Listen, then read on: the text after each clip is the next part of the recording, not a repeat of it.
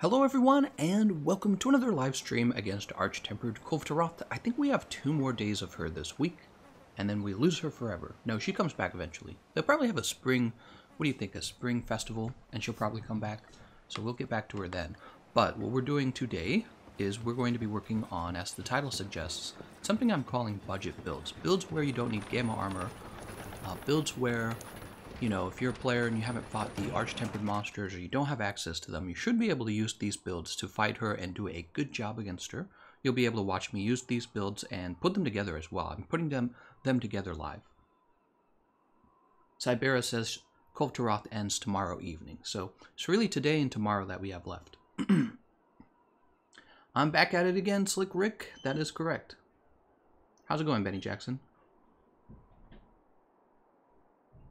Hoy Good says, what's Gucci Gameconomist? How's it going, man? Hello, Francisco. Real quick, show a glutton build, Sensei. So, we're not going to do a glutton build today, and that's because with the budget builds, we're not going to use any Kulve Taroth weapons. That's because the Kulve Taroth weapon assumes you've actually unlocked that weapon. Oh, right, I didn't save. Let's go ahead and get rid of this. Welcome, welcome. Obtain rewards. So, as I recall, all these were bad. Let me just double check. I'm pretty sure they're all bad. Yep, we got all of these. So let's go ahead and sell them. Okay, so the last time we played, we were using this. Hey, Lulu, where do you live in Missouri? Well, if you really want to know, I guess I'll tell you because you did a donation. I can't deny a donation. I'm living in St. Peters, Missouri, since you're curious. I actually grew up in St. Peters, Missouri, and we're not that far from St. Louis, actually. Alright, but let's go ahead and save this. Yeah, I appreciate that, Lulu. Let's see. Kulve budget. Okay, so I've already saved it. Let's go ahead and save it one more time. Looks like we have room for some more builds. What should we do next? I know we could do Hunting Horn. Hunting Horn would be easy for me to show off right now. That's what I mean by that.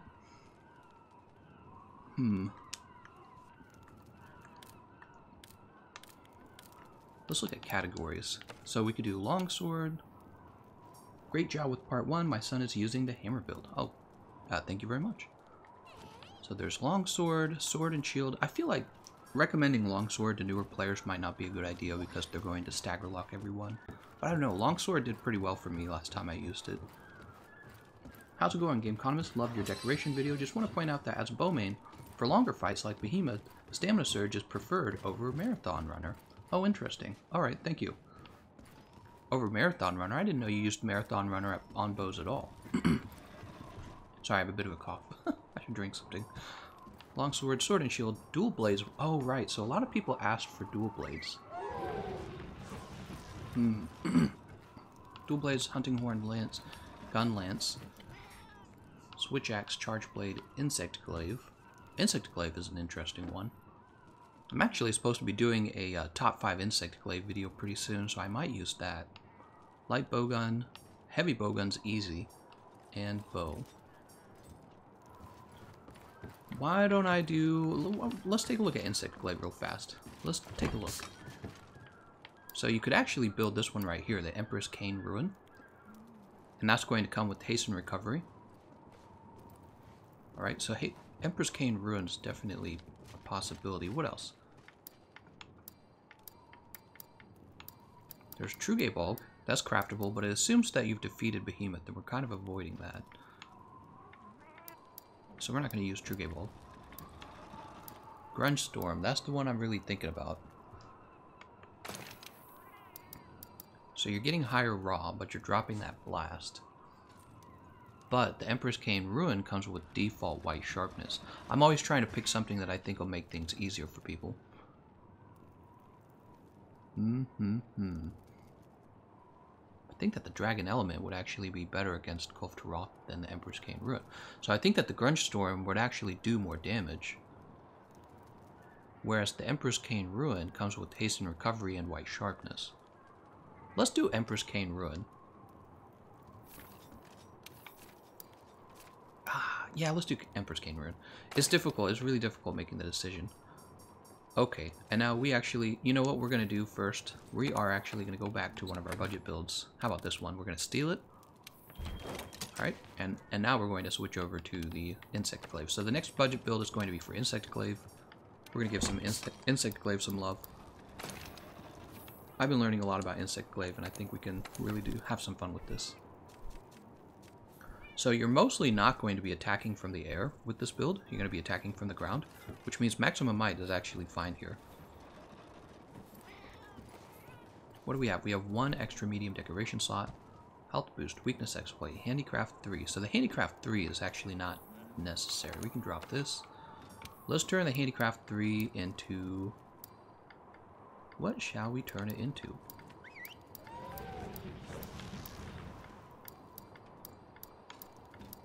Let's make it health boost for now. That means we're going to drop health boost off of the build. Okay, fire resist, protection, protection, protection. We have one level of crit boost. Let's go for 2 levels of crit boost now. Suspect we can drop that mighty decoration and bring one more level. Let's see. No, we're actually at 30% affinity. Oh. Well, that's not very good.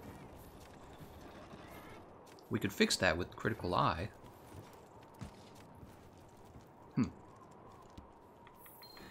We want to have 100% affinity. So we're going to drop the health boost charm. We're going to go with critical eye.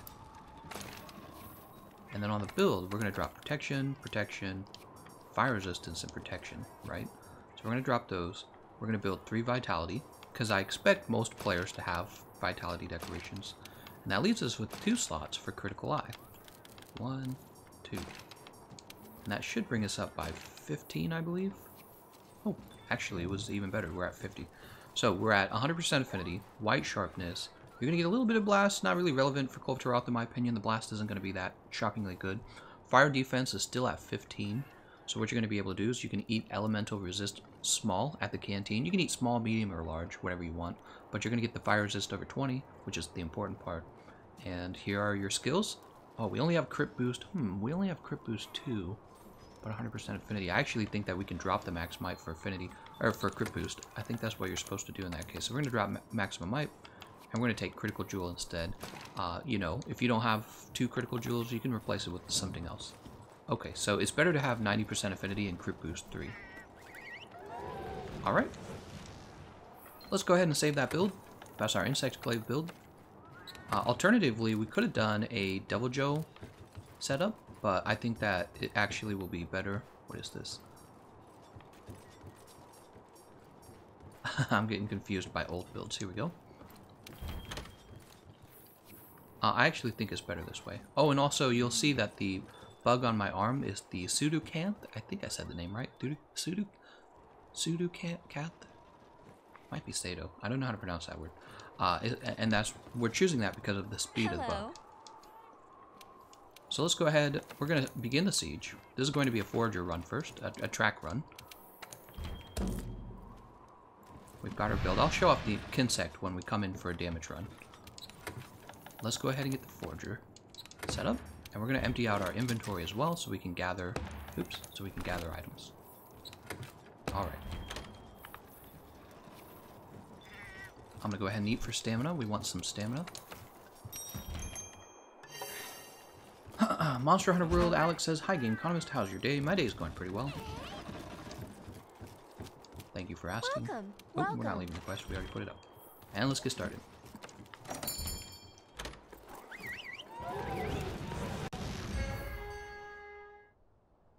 So which design you guys think will win Capcom's weapon contest? It's funny you bring that up. I was actually thinking of making a video on that today. There were some cool looking designs. Yeah, I thought maybe what I could do is, after this, I'll finish my part 2 to my quick review of all the skills in the game. And then after I've got that, you know, being done, I'll go ahead and make a second video that talks about all of the contest weapons and which ones you guys will think will win. Hi, is your Discord only for Xbox? Nope, anyone can join, blah blah. Anyone can join. You can join and you can make a group for PlayStation. Can't Post Jesus says, "Someone leave so I can join." How's it going, Scepter? Walamanga? While among how's it going? Why didn't Gameconomist pick me? I didn't see it. I was looking at my screen. Anytime I don't respond to like a question or something, it's because I'm staring at the actual game, right? I have to look at the game. Where can I see the contest weapons? Capcom has them posted on their website somewhere.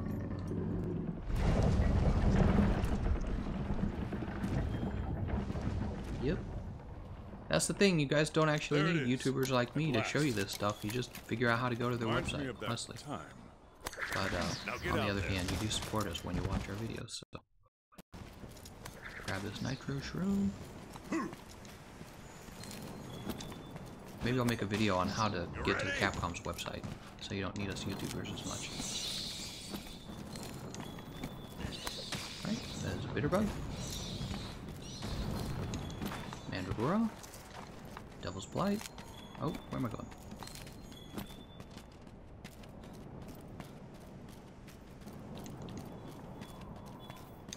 I think I missed that. Nope, I made it. Really pushing it there. It's right on the ledge.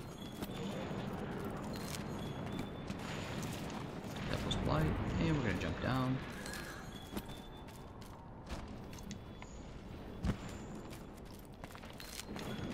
We're gonna go ahead and put out You can do this. Scout Fly power up.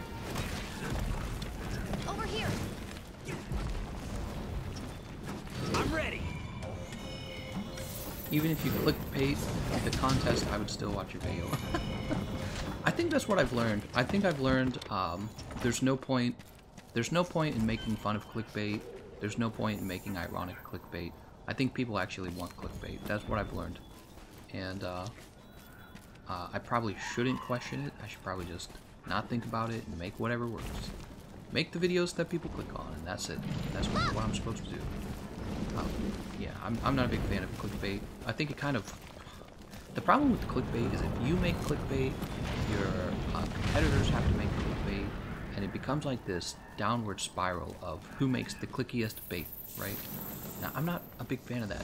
I'm not a big fan of that. It's just not my style, you know what I mean? Like, when it comes to watching the news, I don't actually like clickbait news. I like the news to just kind of be like, kind of orderly and straightforward and overhyped. When I see somebody use the words insane in their title, I go a little bit crazy because I hate that word now. I don't want to read a title that says insane, because it's really not insane. That's a clickbait title. And whatever you're going to tell me in that video is not insane. It's probably very believable. See you around, buddy. But they gotta, you know, they gotta compete with their clickbait competitors, and everyone's using the word insane and wow, and yeah. It's almost like when you see businesses saying things like, we're number one, and you're like, that's a subjective truth. It's not a real truth. And maybe for me, it makes me I get very frustrated with subjectivity like that. Whatever you're going to tell me in your videos, very subjective to call it insane, but you have a financial incentive to call it insane, so I know that. I feel a little manipulated. You know, isn't that how it works? When you've been clickbaited by something, you actually feel a little bit manipulated. I think that's what gets me. I think that's why I don't actually like clickbait, but I'm coming to the realization that I think that's what people want. I don't know. You know, I was messing around with my titles to see how people would respond, and yeah, what I learned is, I feel like what I've learned is that people want clickbait. I've been doing some experimentation. Also, red arrows and dumb expressions on someone's face. Yeah, those are all kind of like flags that show you they're using the clickbait style content. Another one is whenever they refer to an individual or to a group. That's another one I've noticed. So I could say you or Capcom. So I could say, you won't believe this, or Capcom, can you believe what Capcom's doing? Capcom doing this, right? You won't believe Capcom. That's a clickbait style title. I'm familiar with it precisely because I work with YouTube. You know, it's my job to go in and give a title to my video, and I can use my analytics to see how people have responded to particular styles of talking. Maybe humans are kind of hardwired to respond to certain types of phrases, you know what I mean? We're hardwired to be social, we're hardwired to listen to gossip, and so gossip style language is going to tempt people into clicking more. But it's just a frustrating way of delivering information, in my opinion. I wouldn't want, like, my school books to sound like that, you know? You won't believe what George Washington said. I don't want my school books to sound like that. Why would I want my YouTube videos to sound like that? So that's how it is for me. But on the other hand, I can't really ignore what people actually click on. So the whole thing's frustrating.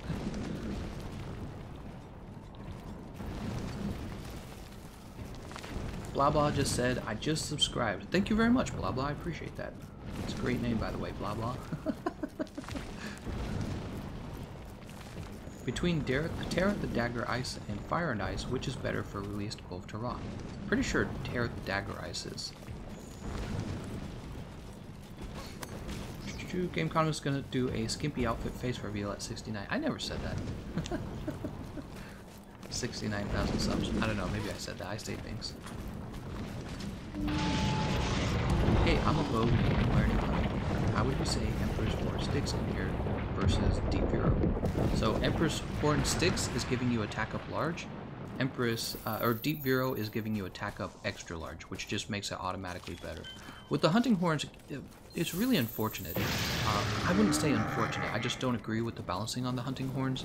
Capcom did... Oh, where am I going? I should be paying attention to the actual game. She should be coming out over here, right?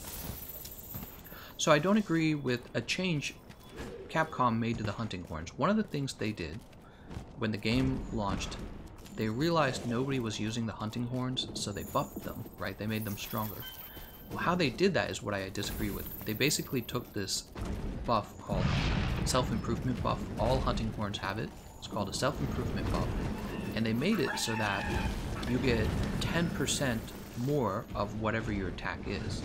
And what ended up happening is weapons with a high attack value became only much better than all of the other horns, right? So there was already a situation where the hunting horns with the highest attack value were more valuable than the other hunting horns, regardless of buffs. See, that's the other thing about hunting horns you're trying to figure out. You go, well, maybe I can accept lower attack because I'm also getting these buffs that have a lot of utility, right? Like earplugs large, for example.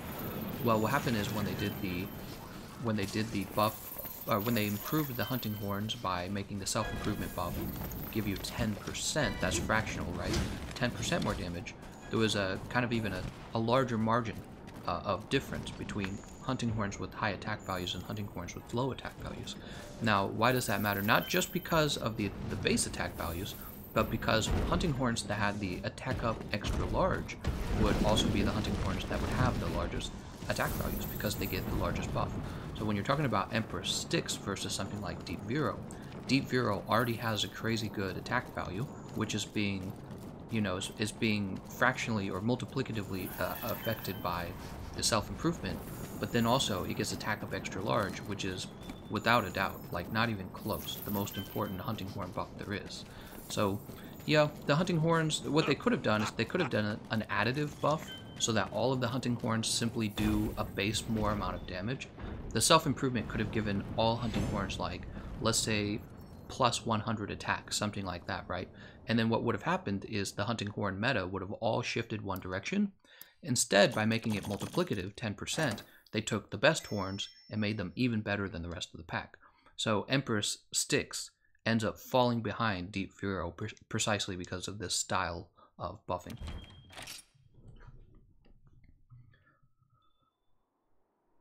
TGC, someone just went into phase 2. So Foxy El Pirata, I think, is referring to maybe a team that might be attacking Kulve Taroth. Is that what you're talking about?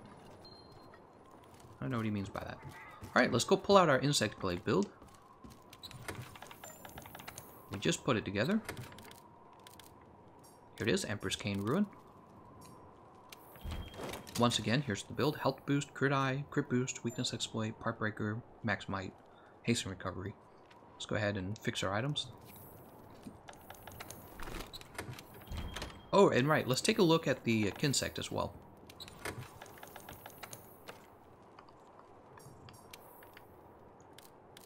Yeah, here's the Kinsect that I recommend. Right here. Alright. You'll be able to see that later if you missed it. You can see it later when I post the video to my channel. Let's see who's still in. Welcome, welcome. Oh, somebody already started. That's what he meant. Okay, let's go ahead and get started. They're trying to stay ahead. Very smart of them.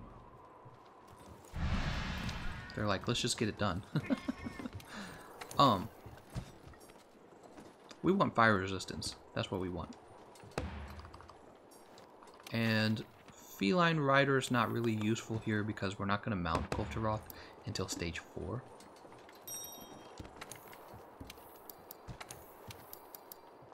You know, what should we do?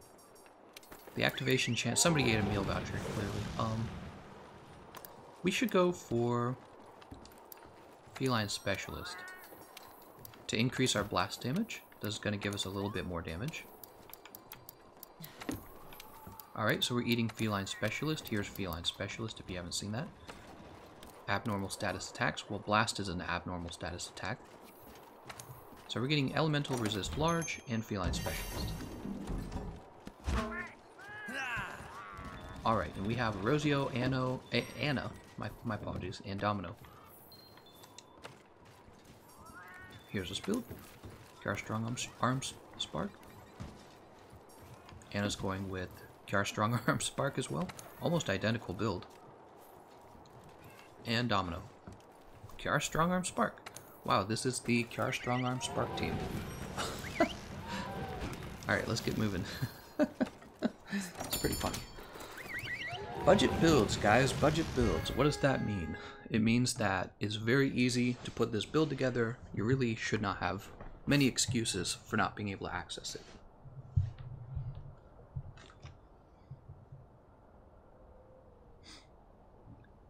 Must Potato points out that the Dragon Soul Insect feels sluggish. I think that's what he's saying. And I would agree, actually. You're talking about the Behemoth Insect? I agree. Compared to the one I have with me right now, I think that the Behemoth Insect is very slow. Eduardo says, you should make a video talking about what is better between higher raw damage with a lot of blue sharpness, less raw damage with white sharpness, or just build for affinity. Okay, it sounds like you're talking about kind of like when you're at really marginal positions in your build, really marginal situation, where you can choose between white sharpness and less affinity versus blue sharpness and more affinity. And I can already tell you, it's probably going to be white sharpness, but you're going to want Master's Touch, and you're probably going to want a way either to keep your sharpness up. If Master's Touch is going to go down, you're probably going to want something like a oh, we're starting. There it is. It really depends. It depends on if you can like mitigate some of that issue over to being able to sharpen quicker. Something like Protective Polish, for example. Protective Polish would help. I don't recommend speed sharpening. I don't think anyone takes speed sharpening, but there's the wet fish scales. Those help as well. Oh, I should be playing.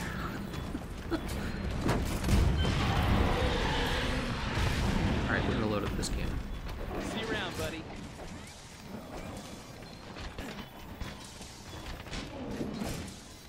So they're attacking her horns right now, and that's because they're trying to get the gold plating to come off.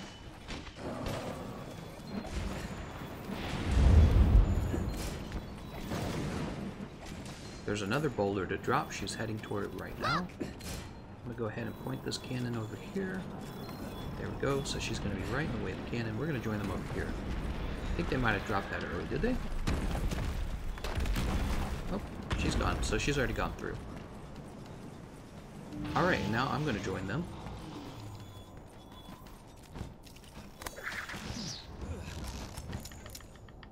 And place in some mini rail bombs. Over here. You can see I'm using my radio menu. Say the word. See, Rosio's mega barrel bombs are doing like 100 damage. That's because he has the bombardier skill. Oh, it's a little more protection. Oh, he's got 100% affinity. Let's go with that. Orange throat. Red sharpness. Red sharpness. And let's go crazy on our horns, actually. We do raw damage, so we're going to do 5 rounds.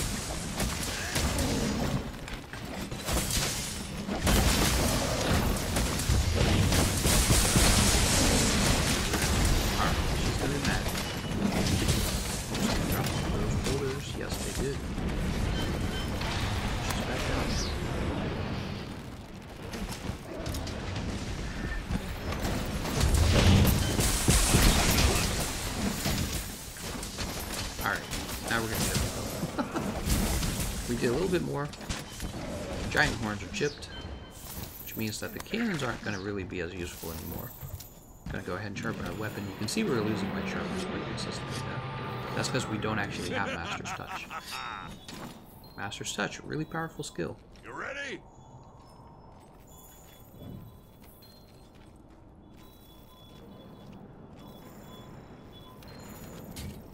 Here we go.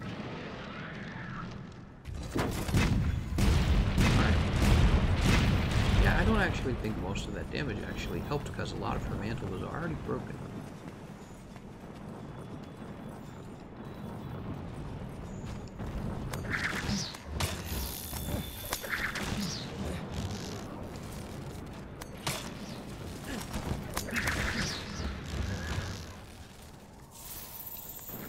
Alright, now we're going to get a little bit of mount damage on her. Not too much, we don't want to actually mount her. So I need a max potion here. Okay, see, I ate that max potion and a bunch of my health came in. Alright, we just took the orange buff. That's going to reset our timer on the insect extracts.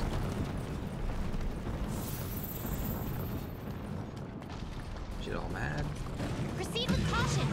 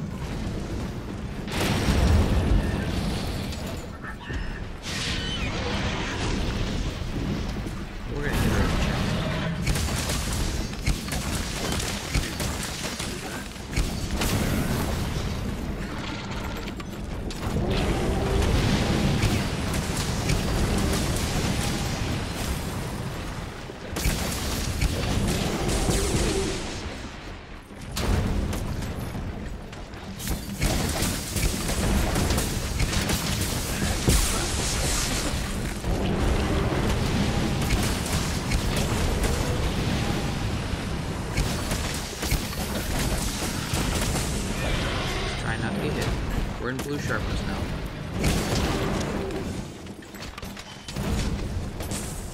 About to lose our...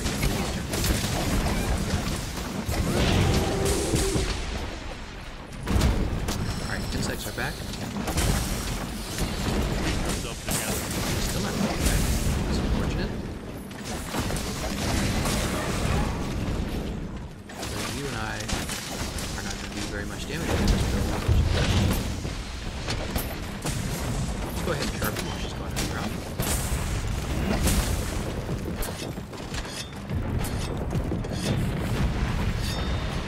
Here's Affinity, very good, whoever put that down. It's actually a great team buff, Affinity, especially when she's like this.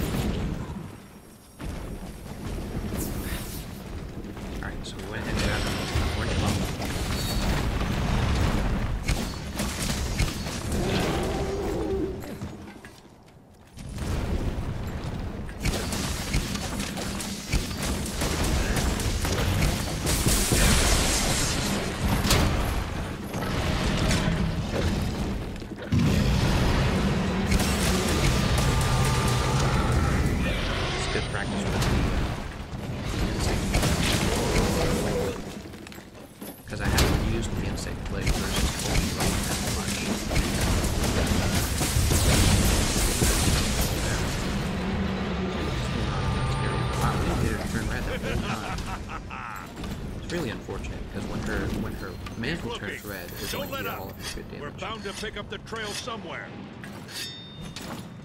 So we've sharpened a few times already in this fight. I think we sharpened like 3 times now.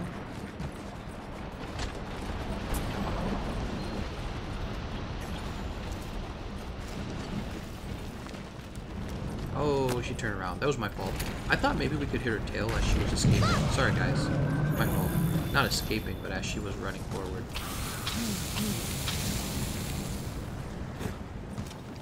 Because I've actually done that before. Okay, her gold mantle's mollifying. It's very nice. God, I hate it when she decides to shoot rather than come forward.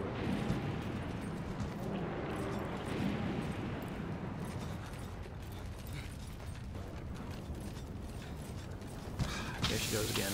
Oh, she was against me. So right there, that's why you take that fire resistance, guys. Right there. That fire resist large is almost definitely why I didn't die to that.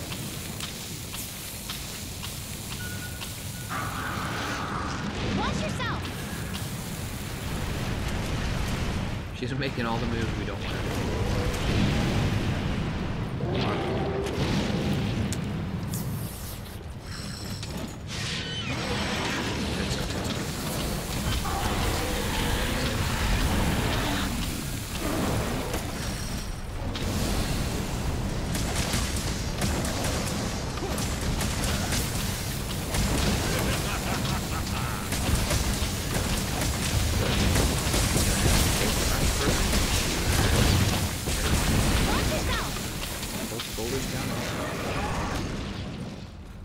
So I learned yesterday that the only useful thing you can do to Kulve Taroth after she's shed in stage 3 is you can break her tail. That's the only thing.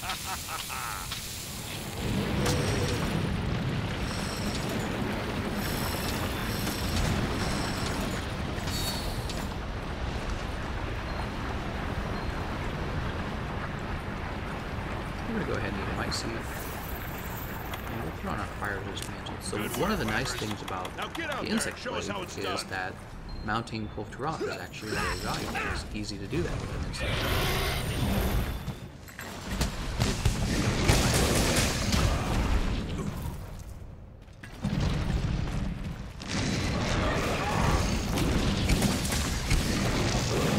It was hard to dodge that particular move, the lunge she made. So the lunge I learned, the lunge has like active hitboxes that last a while.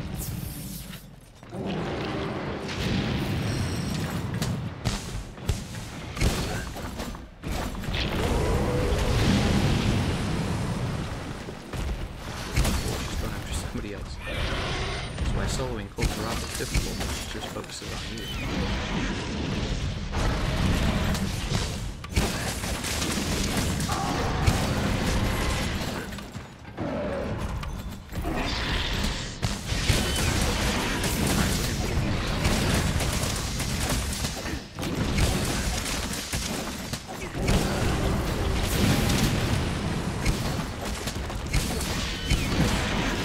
Go ahead and sharpen white sharpness. Also, our insects are going to run out pretty soon. Yeah, there they go. We got our white sharpness. Get out of the way of that move. Just give us a chance to get our buffs. There's our red. There's our white. Come on back, Gold. Oh.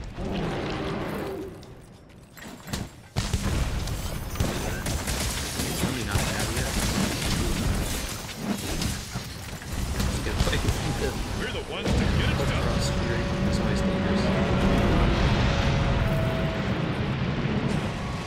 I suppose I could be attacking with the bud.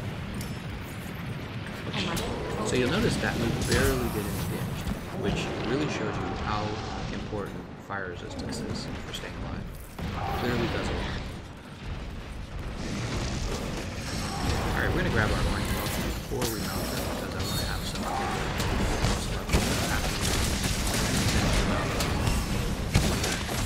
So a lot of her moves, the hitboxes include her upper body. I did not actually know that. So you have to be pretty careful when you're... Get away from that. You actually have to be pretty careful when you're aerial attacks with the insect blade.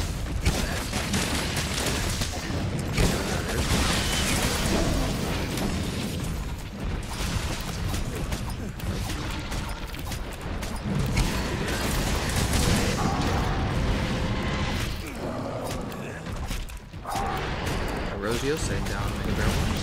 Should.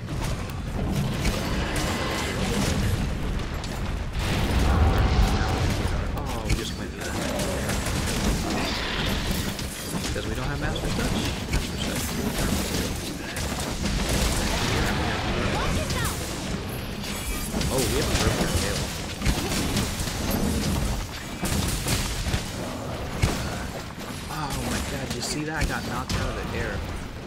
Oh, we didn't. Oh, you guys, we broke our horns too soon. We broke our horns too soon, guys. We're not gonna get all the rewards.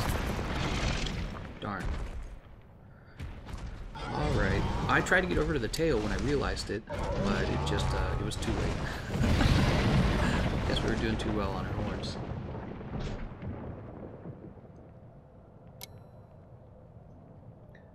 Cell's audio says game audio is too high or mic sound is too low.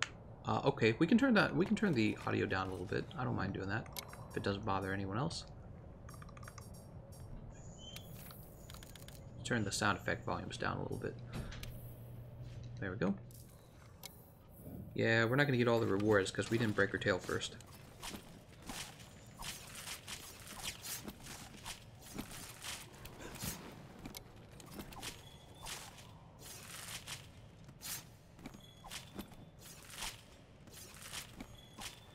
Okay, we got all of our melded weapons.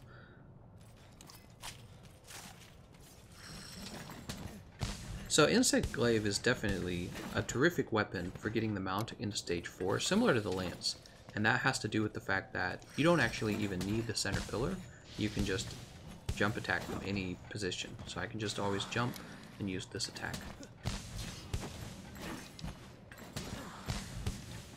I felt like we weren't really doing as much damage during the mantle phases. A lot of that had to do with the fact that her mantle wasn't glowing red. But the other problem is that we weren't using a lightning weapon, and I feel like if we were using a lightning insect glaive, that would have helped. But unfortunately for this budget build, we're not going to do that. The point is for it to be really unconfusing for newer players. Hey look, we got 2 trips? What? 2 ailments cost? I think they're referring to blast. I might have only cost 2 blasts in the entire fight. Yeah, it actually might be the case that the Deep Vero is a better option then. Maybe we should take a look into the Deep Vero. Or not Deep Vero, not the Deep Vero, the Grunge Storm. I'm sorry, I'm so used to thinking of that hunting horn. My ears can finally rest in peace, Scepter says. Trying to get a shout out for tail and... Oh, so Walamanga says try adding a shout out for attack the tail in your menu. So you could do that. Yeah, you could do that. Hello. I don't think I'm going to worry about it.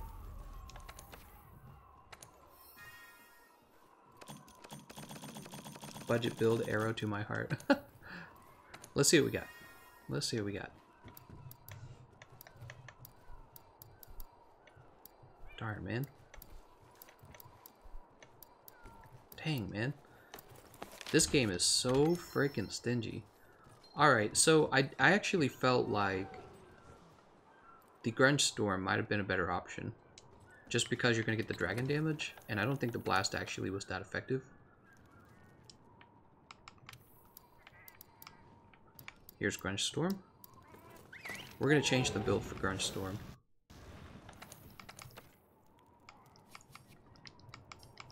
We're going to change for Grunge Storm is what we're going to do. We're going to have white sharpness over here. And after white sharpness, I do expect to have... Oh, we had too much vitality. Okay, so the previous build had way too much vitality. So that's interesting to note. We're going to finish Tenderizer. We're going to finish Maximum Might. And now the rest of this actually needs to go right to Affinity as well. What are we at? Oh, we're at 15% Affinity actually. So let's go ahead and take Crit 1. And we could go for attack or we could go for Crit Eye. I think Crit Eye is a more common decoration, so we're going to go for Crit Eye. That's going to give us 25. Alright. So we have 30% affinity, that's all, just 30.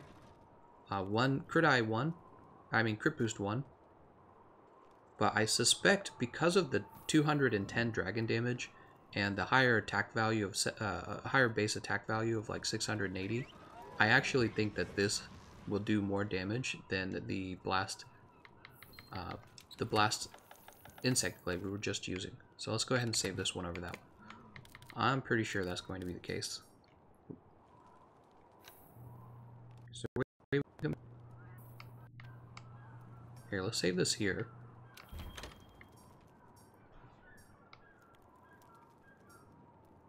I want to be able to compare. I guess we can. I want the two builds to be comparable.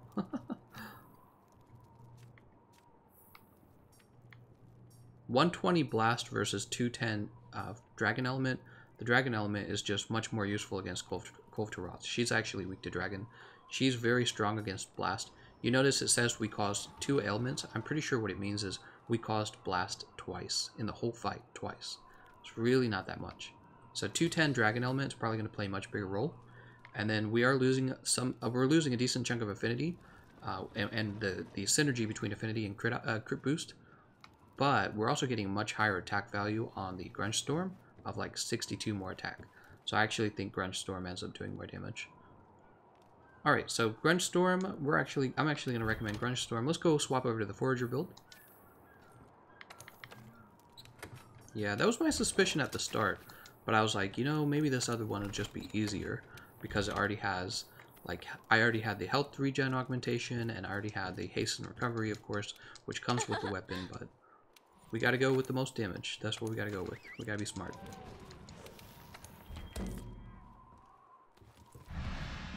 Okay. Let's empty out our items as well.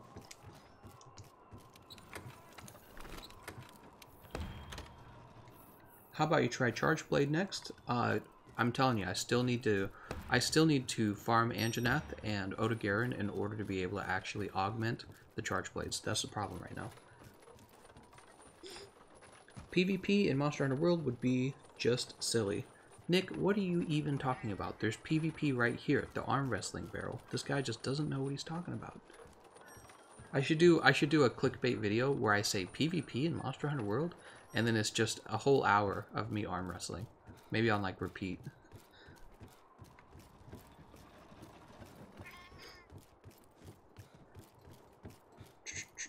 Naked Katie equals weak to ice.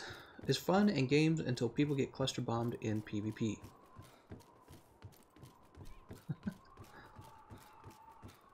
Oh, I'm so tired of battle royale. That's the thing everybody wants to do now. Battle royale this. I hate that form of PvP. Battle royale is ridiculous. Was never a fan of battle royale. I always thought it was stupid. I thought it was dumb when it was in Minecraft, and obviously I played a lot of Minecraft. I thought it was dumb. Definitely make that a vid. It'll just be me losing one arm wrestling fight in Monster Hunter World.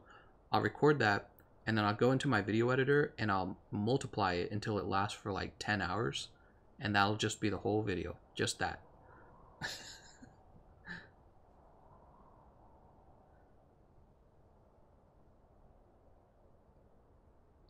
Cluster Bomb would really be good at PvP. Oh, you know what I should do? I should make a video on how to win at the arm wrestling, and the title will be video. The video, the title will be like how to win at PvP every time, and people will click on it because they'll be like, "What is he talking about?" Now get out there. That would be pretty funny, actually. There's no PvP in Monster Hunter World. You're wrong. Arm wrestling right there. PvP. You ready? Bonberry, Mandragora, Honey, this guy. One little bitterbug. Mandragora. Devil's Blight.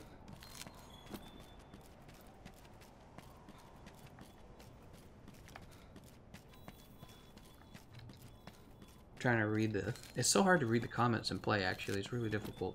Once we get done gathering, I'll be able to do it.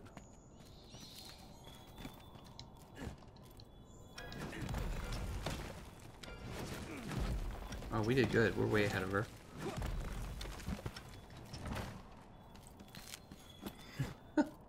Montage. You can do this. PvP montage. You're so right. It should be a PvP Over montage. here.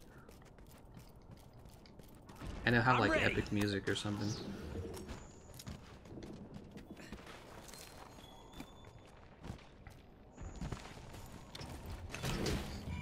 I just got Taroth Assault, Glutton, and Blast. Well, the Blast doesn't actually really matter. You can just build Dark Devourer and the Magdarosa.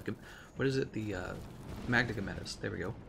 But the Glutton is a great heavy bowgun.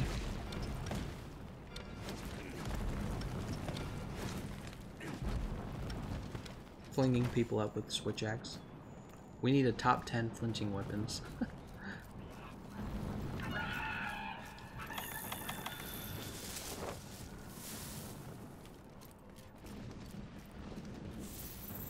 Look! Make a PvP lobby and start a tournament.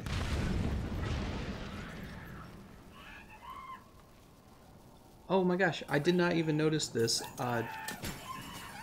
Dermavend had sent a donation. Thank you, Dermavend. I actually missed that earlier with the game volume. I apologize for not saying that earlier. It's a good thing that they leave me a little tab that says that somebody's made a donation. Wow. It's because I was so focused on the fight, probably. Yeah, thank you very much for that donation, Dermavend. Is Demavend. There we go, Demavend. Ah, I need to have a positioning for my computer so I can actually see it more easily.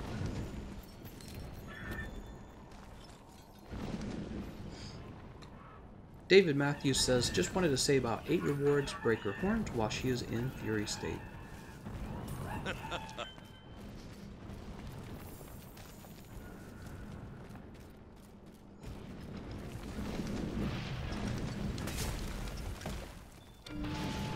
Every weapon can flinch. Is that true? I think it's true. I know the bowguns can, depending on the ammo you're using. The bows can. I think he's right. I think every weapon can flinch. God damn it, man.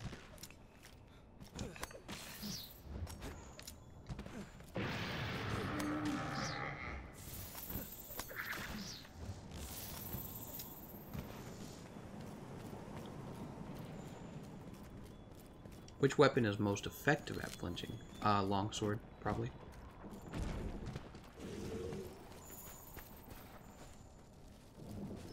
Definitely longsword.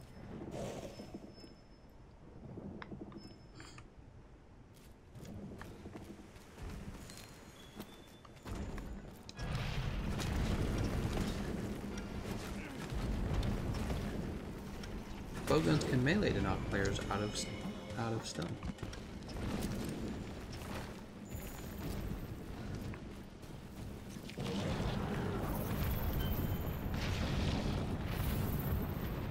Grab Cole's footprint here.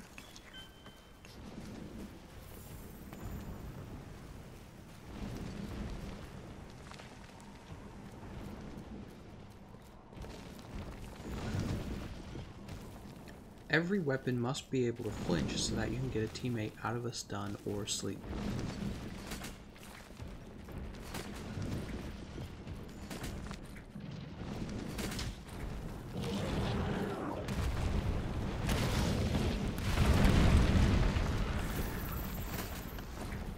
Does the impact mantle actually involve flinch?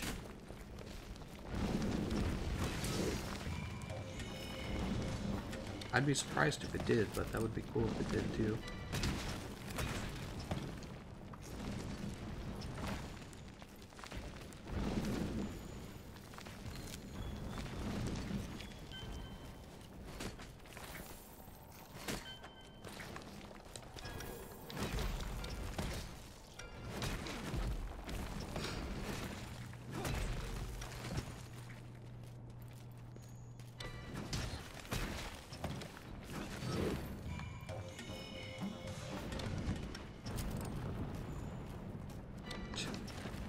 Geralt's naked.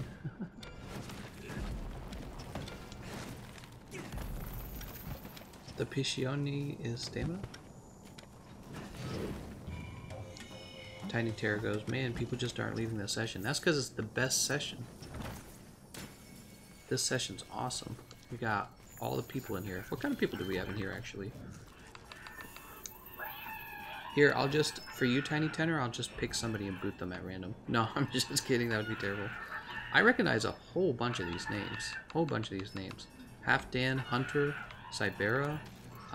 I'm pretty sure I recognize Urban. Definitely recognize Anna, They, Faye, Domino, Ryoic, Scarlet. I don't know about the Barman. I don't know if I recognize that one. Anne Fernie, I feel like I recognize that one. Ida Q, I don't think I recognize that one. Do I? Man, actually, for some of them, it's questionable. I think I do. Gerald of Riveria and Orozio. Yeah, Shura, I'm not sure about Shura. It's a little bit closer for that one. A lot of names I recognize. This is the awesome session to be in because you get your rewards faster. This is like what you would hope to run into in the wild. Foxhead, thanks for the great content. Well, thank you for the donation. I appreciate that. Yeah, we'll, I gotta finish part 2 of the, my very quick skills review. It's a video I've been wanting to make. You know, the reason I haven't made it is just because I knew how many skills there were in the game and how long it would take to make that video. So yesterday I was like, man, I should just go for it. And what I'll do is I'll just talk. I'll just talk the whole time just to share, you know, whatever knowledge I have. Might not be perfect knowledge, but I just went for it, you know. The video ended up being 44 minutes long, and I'm like just over halfway done, I would say. So I have to so later today I'm going to be sitting down with my microphone and I'm going to go ahead and finish up that video. There's no script or anything, it's just there's so much information about the skills in this game that it's taking me over an hour to talk about it. It's crazy. Over an hour talking very fast reviews. Like, I don't go that deep into any of the skills. I just talk about my impressions of them because I've used them so many times. And I've been in so many matchups, so many fights. Yeah, really a staggering amount of information in the game. 1 like equals 1 spread shot. Alright, so we have to make another build. I'm thinking about doing hunting horn just to help people raise awareness of the hunting horns because nobody seems to use them. They're pretty rare. Hunting horns, of course, are like hammers with more range, and instead of a cool wind-up attack, they have a music performance that's kind of dangerous to use. It's kind of, I think that's really what a lot of people don't like about them. It's just that performance. That's my guess as to why they're not more popular. Let's go ahead and grab this. Actually, let's grab this one, the Terra Tyrannus. And we're gonna drop, oh, we're not gonna drop anything. For the hunting horn, this is great. We're gonna go with Deep Vero, of course. And I think we actually will make a change to the build. We'll actually do a wide range build.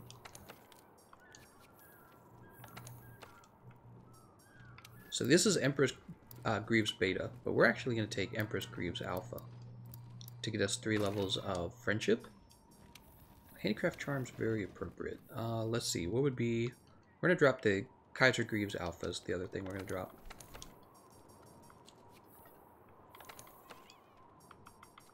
Because we are going to take instead the more efficient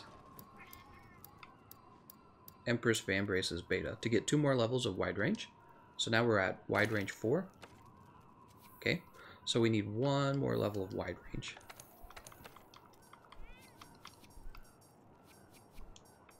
And I expect most people to have 1 level of wide range. We're also going to finish off Vitality. For these 3 levels, what we can eat is something like Speed Eater.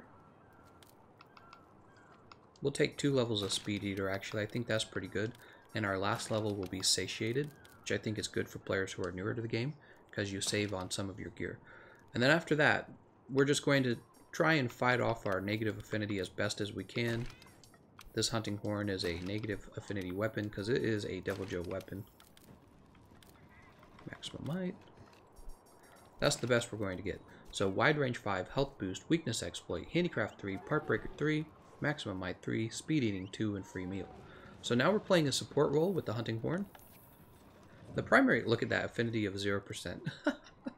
That means we're going to get 50% affinity on weak spots when she's red. But the primary goal of this build is going to be really boosting her damage output. Not her output, our output, I should say. My brain's all over the place right now. I'm thinking about a lot of things. Okay, so... That can't be right. Oh, support light bowgun. Friendship, here we go. We'll go ahead and drop those so we don't have to look at them. Alright, so check it out. We have Mega Demon Drug, we have Might Seed, we have Armor Skin, we have Adamant Seed. We could have Nullberry if we wanted. I don't think we need it. We could have Rations. Right? We got everything. The nice thing about using wide range is whatever you eat affects all of your teammates. It's so good to see you. Okay, we're gonna go ahead and begin. Colton Lindley says, what is a good cluster bomb setup if I do not have any good decorations? Honestly, cluster bombs don't really require a lot of good decorations. What you really want is you want the Kulve Taroth Helm Beta. You want the Kieran Legs Beta. That's going to give you ammo up. Then you want Spare Shot. So your other 3 pieces of armor should just be Zenajiva Beta armor. And then finally, for your charm, you should just have the artillery charm. That's going to give you... Oh no, you don't even need artillery for... No, yeah, you don't need artillery. So yeah, just go with ammo up, and then go with spare shot. You have to have those 2 skills for the cluster bombs to be really useful. I mean, even if you don't have those skills, cluster bombs are still high damage, but those 2 skills together make it really, really high damage. So we're going to go ahead and we're going to eat for elemental resist. Looks like we got the feline medic skill. It's kind of cool. I wonder if that affects wide range at all. It probably doesn't. Somebody just told me that the recovery up skill doesn't affect wide range either. Let's see what our team's bringing. We have Hunter bringing Empress Sword Sticks. Oh, he's also doing wide range. So we have a whole bunch of support that we don't need. Caribou Spark. Well, now I'm a little concerned. If he's doing wide range, maybe I should do a full-on attack. Shoot. With Kulve Taroth, doing high damage is actually very valuable. Let's test out the Grunge Storm build that I made previously. So here it is again. Crit I4, Health Boost, Weakness Exploit, Handicraft 3, Part Breaker, Max Might 3, Crit Boost 1. So, because he's going to do wide range, and we want to make sure we're not running 2 wide range builds. This really would be redundant. Damage is very important. And when you run wide range, you're not doing your best damage, because you're giving up slots for that skill. Alright, so we'll do Hunting Horn next. We'll take a look at the Grunge Storm build that I edited this time.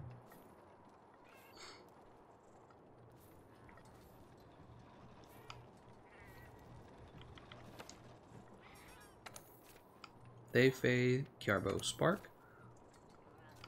Gerald using Kiar Blitz Thunder.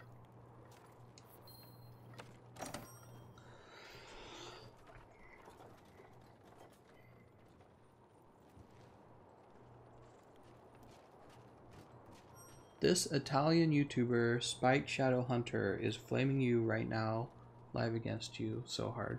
Well, I know how to fix that. We just remove your comment, and then we don't give that guy free advertisement.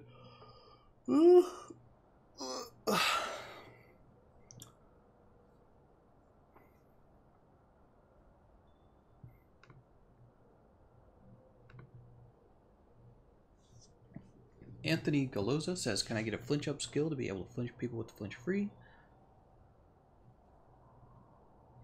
You shouldn't always look at initial loadouts. I like to change mine after buffing the party. Oh, I see what you're saying.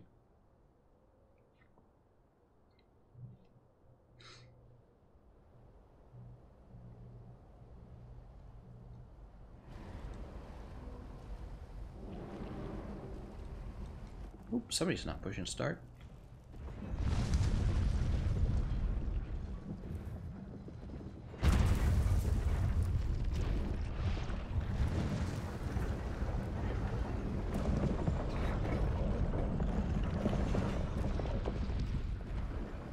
There it is, at last. All right, let's get started. Reminds me of that time. Now get out there.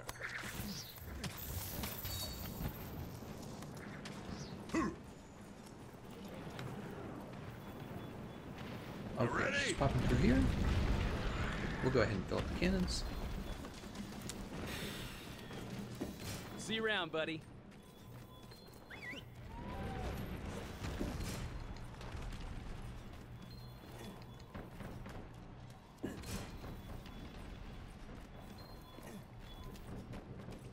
Four,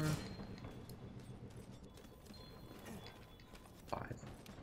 All right, and if she's going through that direction, we're gonna actually point the cannon this way. And let's see if she successfully dropped the bullet. Oh, yep. She's gonna pop out over here.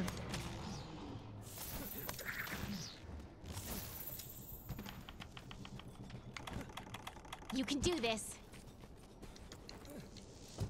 Over here. I'm ready.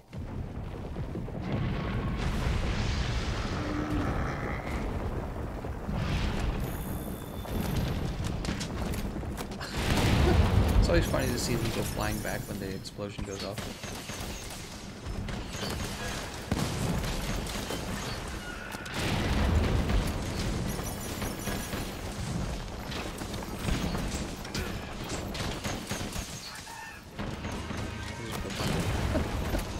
Alright, she's gonna get moving.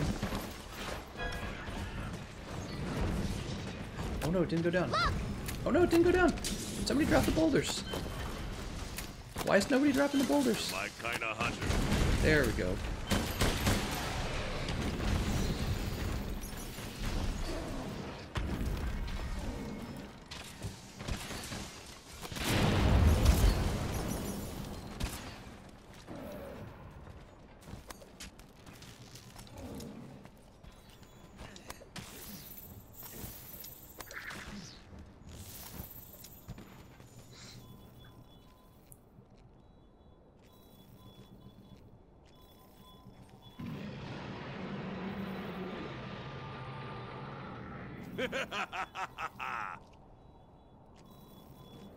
You ready? Alright, here we go.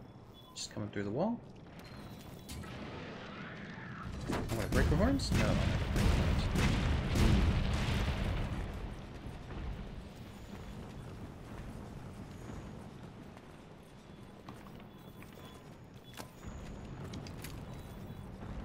What? It almost looked like those didn't even hit her.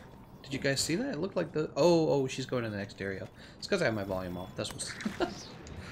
I was like, I thought that maybe those didn't hit her at all. She's coming down here to go to the next area.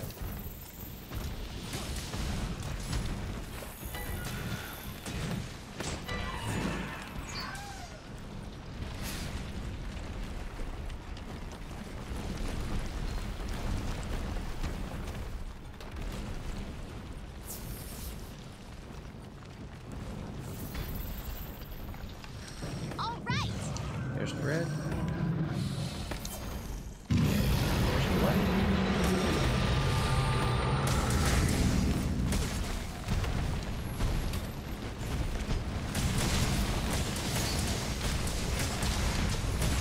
Oh yeah, I think we're getting much higher damage with this weapon. This definitely looks like much. Oh well, she's also glowing.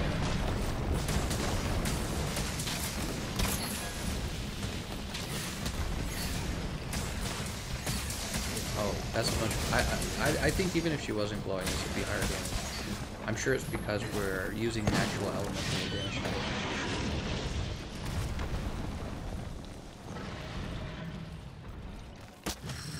Ooh.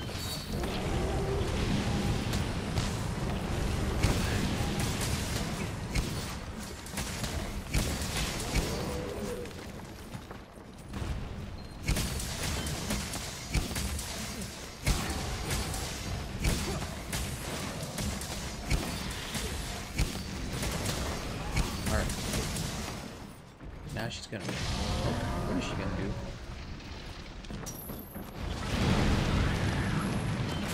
Looks like her gold plating just came off. I'm gonna go ahead and sharpen. Let's get attacks in on those horns. Keep yourself together. Giant orange chip. That was pretty fast.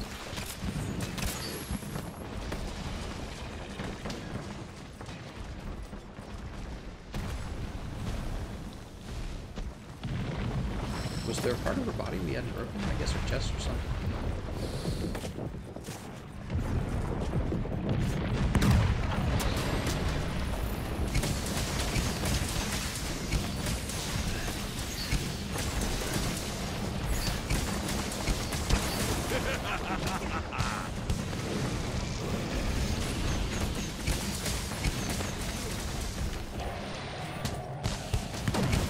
Nice, we totally got away from that tail. Did you see that? That was so cool. I like that.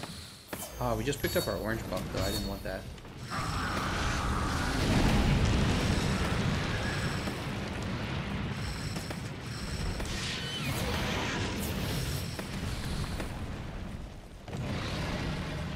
white claw.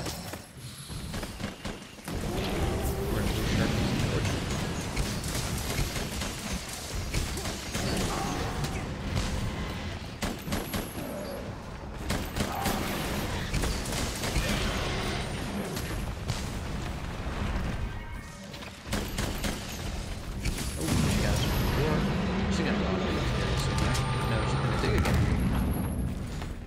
Okay.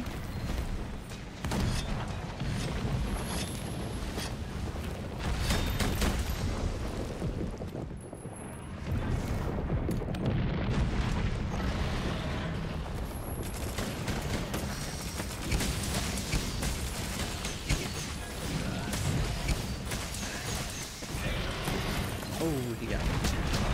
She got me. Ah, too early. Dude, it's really hard to dodge that. No matter how good or bad you think players are. That is not easy to do. Keep looking. Don't let up. We're bound to pick up the trail Probably somewhere. shouldn't be using that jumping attack. I'm wasting my sharpness when I do that. Your game is louder than you again.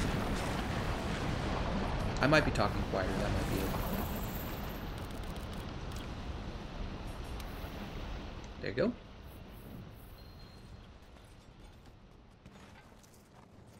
Look! Darn. Oh, here we go. We might still have a chance to control this. Can't see what she's doing, though.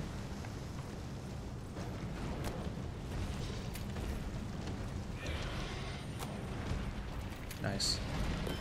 Alright, we should be able to break 5 parts of her mantle right now.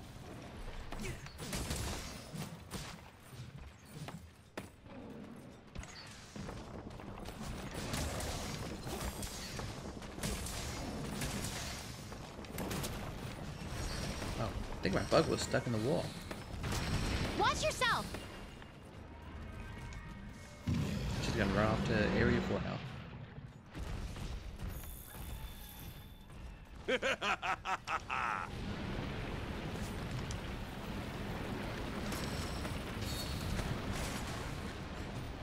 I have greatsword mount.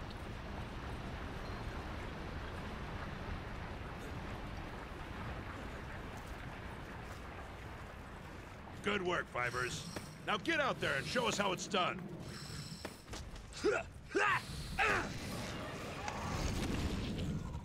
Okay, we got red.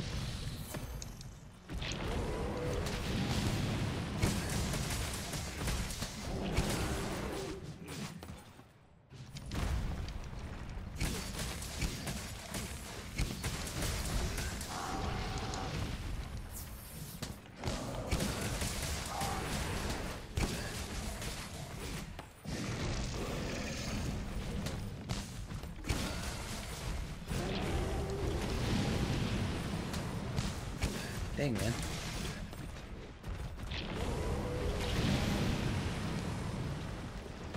Taroth Fury. Let's go for the tail. We're the ones to get it done.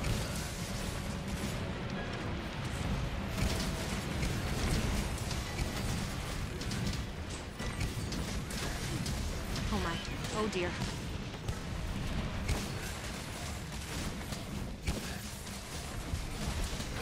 Oh, nice. We got away from it. That's pretty cool. Good timing on the sharpen.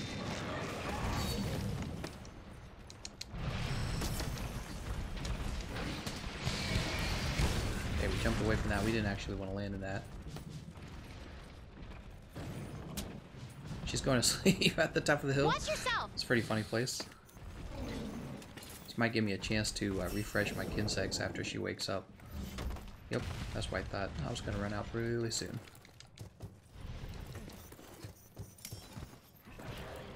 Alright, Gerald Riviera.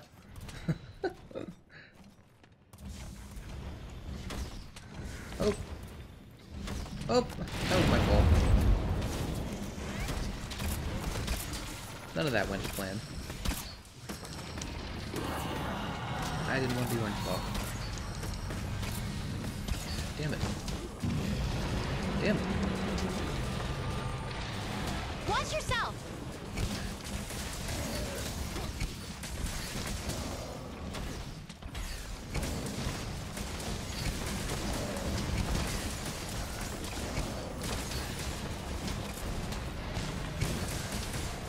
Ooh, we still gotta break that tail.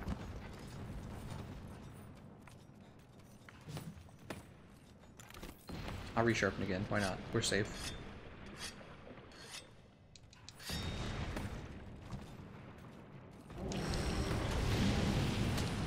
Whoa!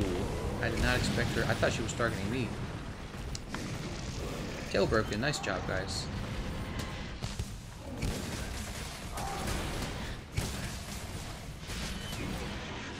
Alright. I feel like you stole them out, but that's okay. It's a team effort, everyone. Let's go ahead and...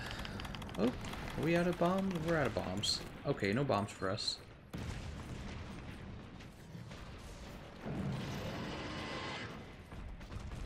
Let's smack this guy, though.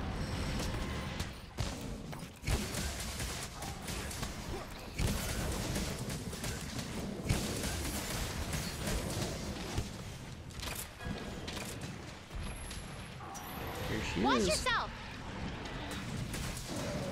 Oh, of course. Oh, her horns broke off. So I would say for this build, we were clearly doing more damage than the Ruin build. The downside, however, was we were constantly losing sharpness. I don't think we lost sharpness quite as fast.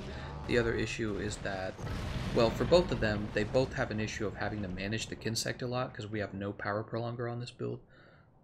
But other than that, I think I would definitely recommend this over the Ruin. I feel like for a beginner, this is not the easiest. This is kind of, I think it requires a bit more skill than your other options, for sure. But yeah, we're going to definitely recommend Grunge Storm. The Dragon Elemental damage, I think, was really coming into play. Alright, let's grab this.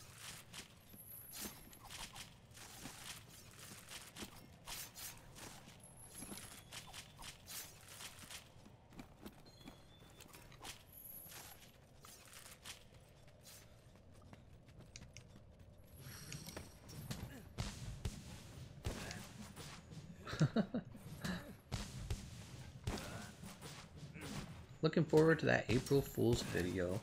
Ooh, yeah. April Fool's vid, huh?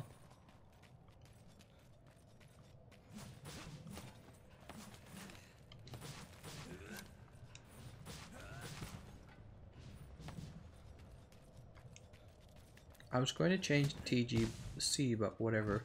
Oh, I don't know what he meant by that. Ooh. Ugh. Is your bug stuck again? Nope.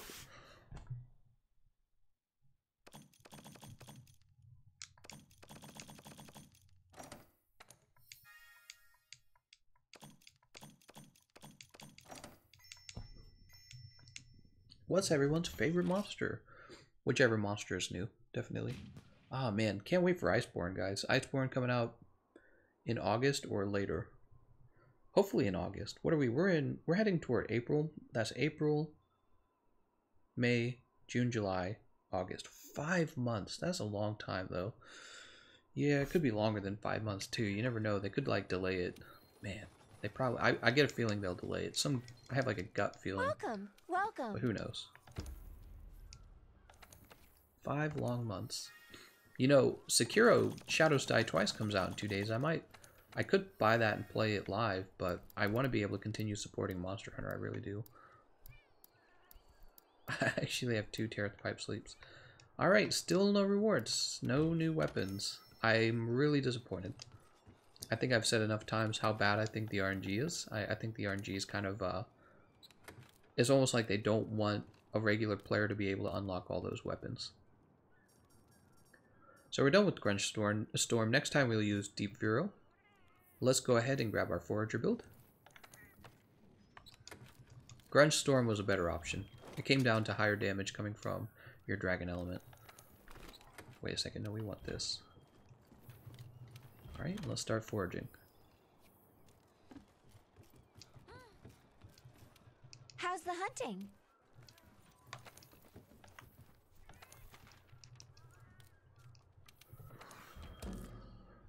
Woo.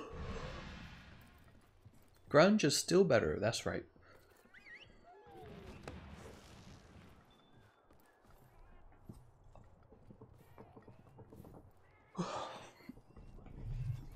The raw damage of Trugevolg is pretty low compared to Grunch Storm. Are you guys debating which insect glaive is better? I'm pretty sure it's Grunch Storm. People choose Grunch Storm for the high raw. Trugevolg, I heard, is good against Rathalos and Raytheon. I've heard that before. So if you check out speedrunners, you'll often see them using Trugevolg for those particular fights.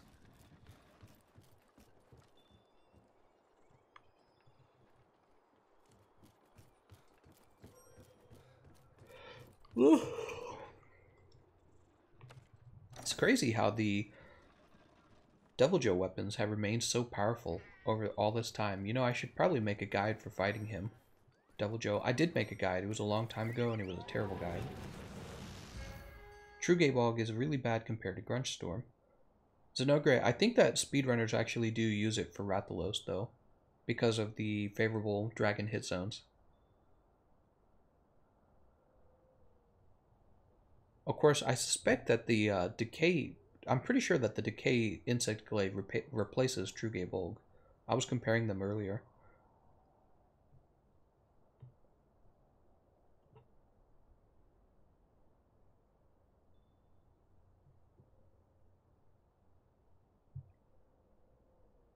Thank you for your vids. It helped. Oh, you're welcome.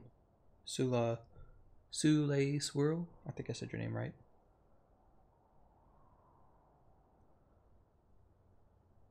Yeah, I have more videos to come.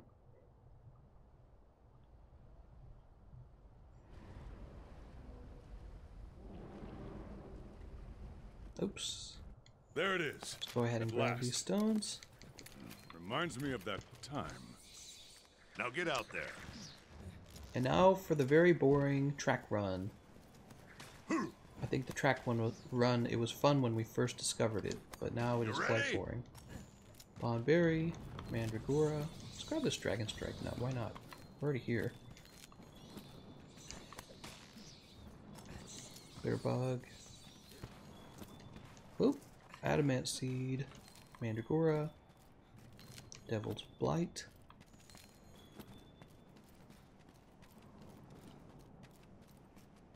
Is it faster to simply run? Devil's Blight. Honey. Bitterbug, Slashberry, Devil's Blight. What happens if we go over here?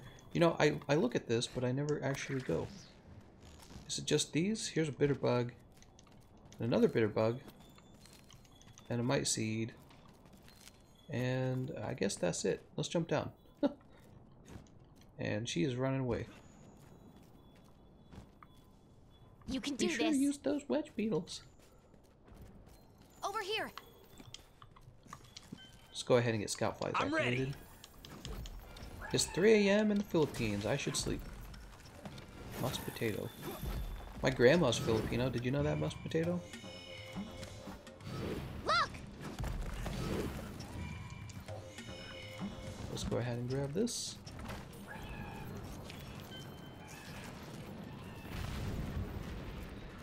Filipino. I know all about adobe chicken.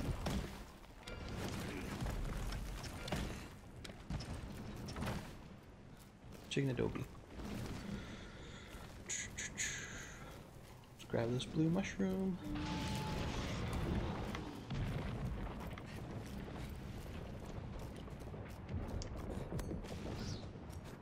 Alright, we'll grab this large barrel.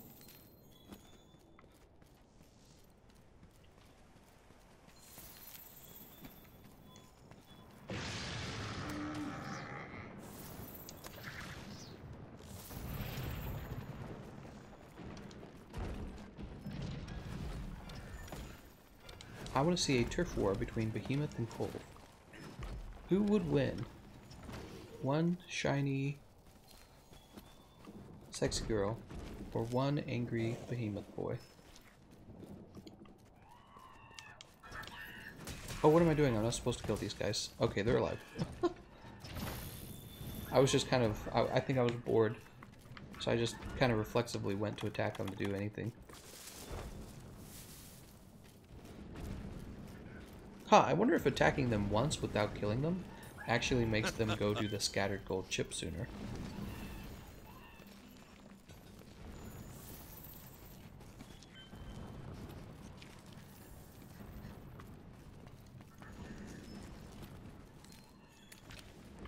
Behemoth would win.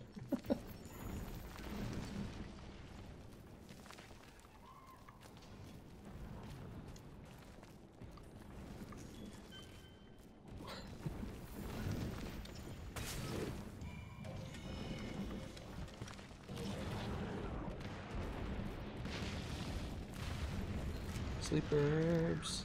Let's nuts. There's Mr. Clean. Wow, Mr. Clean gets into this session, man. He is persistent. How long have we been playing? 1 hour and 20 minutes? Might do a bit of a shorter stream today. I have 2 videos I want to work on. 2 videos. The Golden Thought versus the Poogie outfit.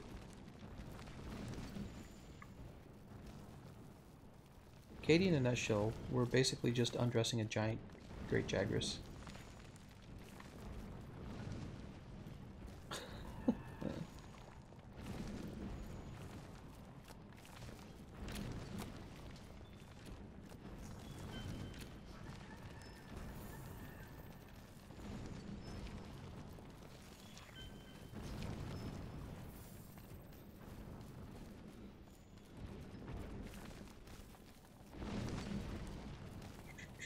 Walamanga, you were real good with the gun list, by the way. It was a blast running with you. Wait, is Walamanga one of the people in our session, or was he in a different session, like on PlayStation or something? I don't even know. Like, Walamanga, are you playing with us? I've never even asked before if anyone in, like, who's who.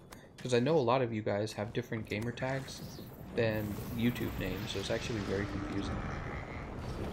Like, you guys know who I am, because my gamer tag... Oh, no, actually, my gamer tag's different from...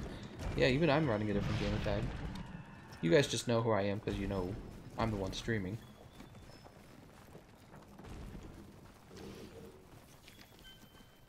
Oop. Scout fly, power up.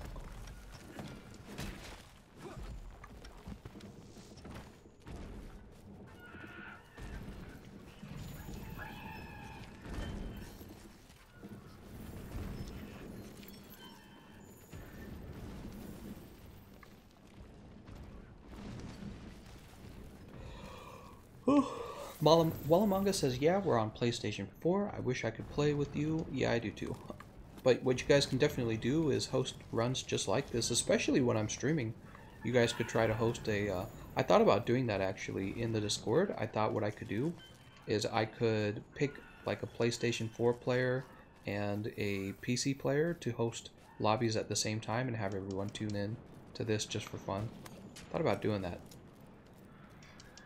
Make sure everyone, like the leader of the PlayStation group and everyone else, the leader of the PC group, everyone agrees to ban players who are attacking on Pursuit 1, that kind of deal. Or brute, that's the right word. Hey TGE, there is an edge in Stage 2 that you can reach by hooking twice. Why is nobody using it to cluster the shit out of her? Is it a bad tactic? So, clustering in general is a powerful move, but one of the issues is when you're fighting Kulve Taroth, it's not a good idea unless your whole team is clustering. So in theory, you could get a whole team of players to cluster her and it would be fine. As for using the cliff to make it safe, it's not perfectly safe. I know what you're talking about. She can't physically reach you, but what she'll do instead is she'll actually shoot you with the beam, and the beam will reach you because it's a beam that goes upward, right? So she shoots it and then she has it go upward. So even when you're up on the cliff, she's going to ding you with it and it's going to deal high damage. Not that you can't build to counter that, but I'm just saying, you're not 100% safe. It's not like a cheese method. The stream always dies when you leave. We come for your voice. Why, I imagine the stream would die after I leave because the party's over. And you know, around the time I stop, I imagine a lot of you guys are tired too because it's already been a few hours of Kulve Taroth. Did I miss? I think I might have missed a footprint.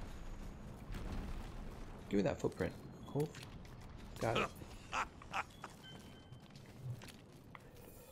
Gameconomist, if you have a team of light bowguns or something that can easily reach her head, you can actually break the gold on her horns even on Pursuit 1. Which nets you carves and even more pursuit points on roughly the same runtime.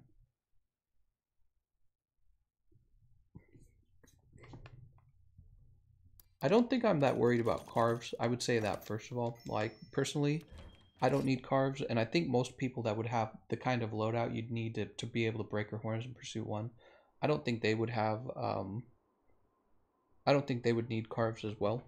And the other thing is, the whole goal of the track run is to get the track run to end as quickly as possible. That would be the goal. So breaking her horns would definitely add, like, what do you want to say, like half a minute to it? Maybe half a minute. Alright, let's go ahead and swap over to the Deep Vero build that we already had set up. Here it is again: wide range, health boost, weakness exploit, handicraft, part break, max might 3, speed eating 2, free meal. And for the item loadout, we are going to take our friendship item loadout. Actually, we made a different loadout here. Yeah, the Admiral is really weird to me too. Horn gold plating broken. Did another team already get started? Man. It's so good to see you. Yeah, they did. Let's get started then.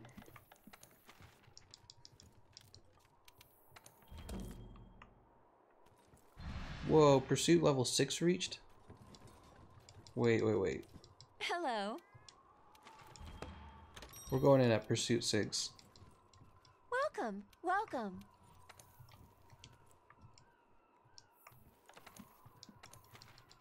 Jesus.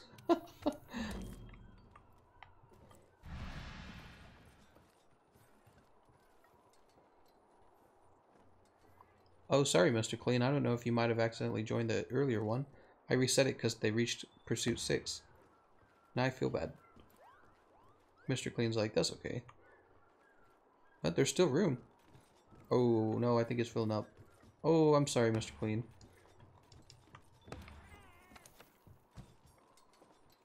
Mr. Clean, it was not to get you out of the fight. It was just because we went from pursuit 5 to pursuit 6. I do not discriminate. We push her to phase 2, then collect all her tracks, including ones down where she is, then wait for the others to finish, then go back in and wreck her. I feel like that's not a good strategy because... I'm sorry, Mr. Clean. Oh, he says he's fine. Oh, I think he was intentionally not joining. Okay, I see. What I was going to say is you wouldn't want to do that because if you're already with the group, a whole session that is using the track run strategy, you're going to reach pursuit 5 from stage 1 anyways. So there would be no reason to push her into stage 2. Ethan says, how do you get people to not attack at pursuit 1? You tell them that it's smarter to collect tracks, and then you give them a link to my Kulve Taroth farming guide or whatever. Arch-Tempered Kulve Taroth complete strategy guide.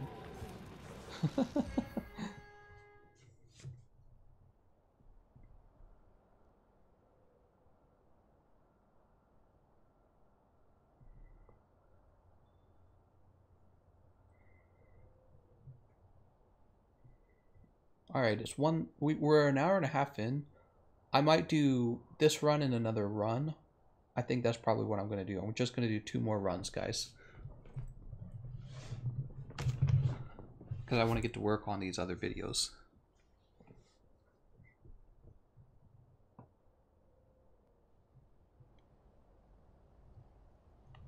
Alright, we'll grab this. There it is, at last. Reminds me of that time. So this Now is get a out damage there. run. There she is. She is already way up here. You ready?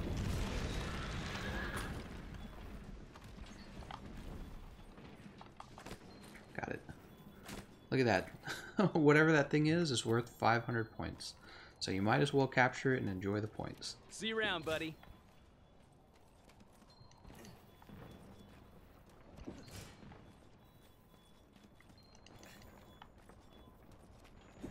Okay, they just got the boulders off on her. Let's go ahead and give everyone buffs, actually. I should have done that from the start. So here's the Mega Demon Drug. Here's the Might Seed. Oops. There's my computer. And here's the Attack of Large buff. Alright, so the whole team is benefiting from a whole bunch of bonus damage. We're at 5 shots, let's point it over here. And that's really the goal of this build, is to make the team do really high damage. You can do this. Over here. Oh, do I not have I'm barrel ready. bombs? Oh, I don't have barrel bombs. Oh, that's a pity. Okay, that's fine.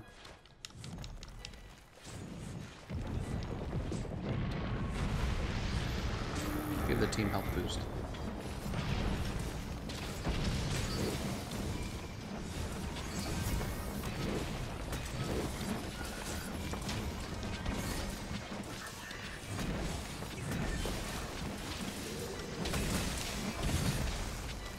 Looks like it's working. People are just tearing her up right now. All the extra damage they're getting from the buffs. About to move out. Oh no! Nice job, nice job, nice job.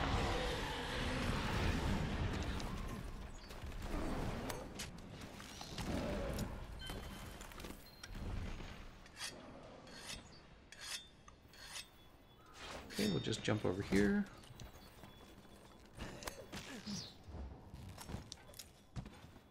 Oh, horn gold plating broken. Let's get this attack up buff out again. I just realized we're missing the sonorous decoration, so we're going to have to keep up with the attack up large buff, which means when we come back, I'm going to add that onto the build. You know, she's going to stand back up. I'm just... Oh, giant horns are chipped already as well. Wow. Team's doing lots of damage. What caused the... something caused the wall to break? She's definitely going to come down this way. Yep. Nice, nice, nice, nice.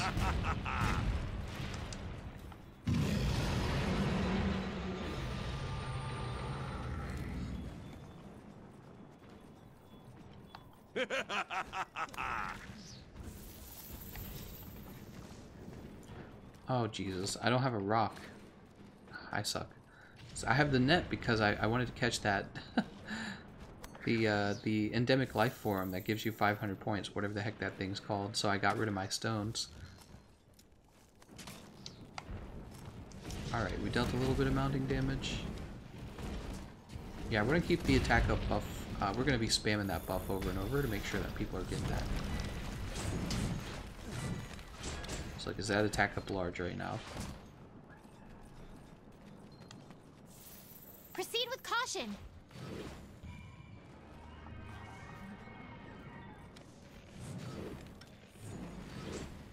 Okay.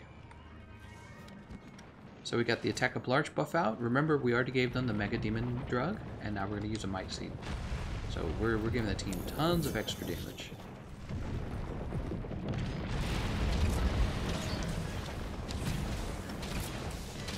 Unfortunately, her mantle is not glowing red. Oh god. I knew that was going to hit me, so let's go ahead and heal up.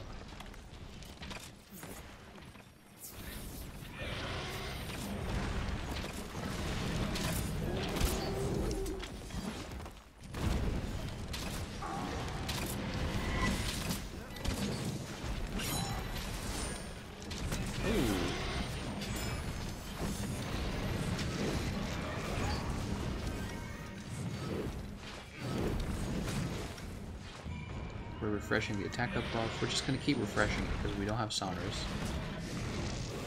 Oh, that just broke. Alright, nice. We're going to get more damage on our mantle now. The chest needs to be broken. Oh. We don't want that.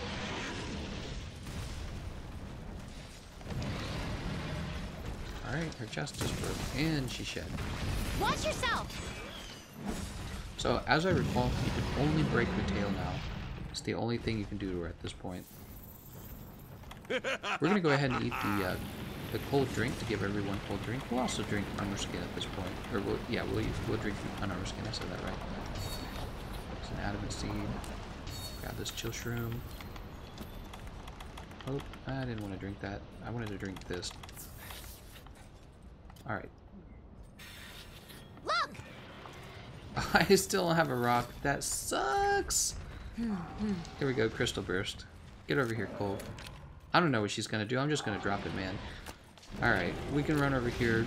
She's like impossible to drop the boulders on. She really is. Ouch.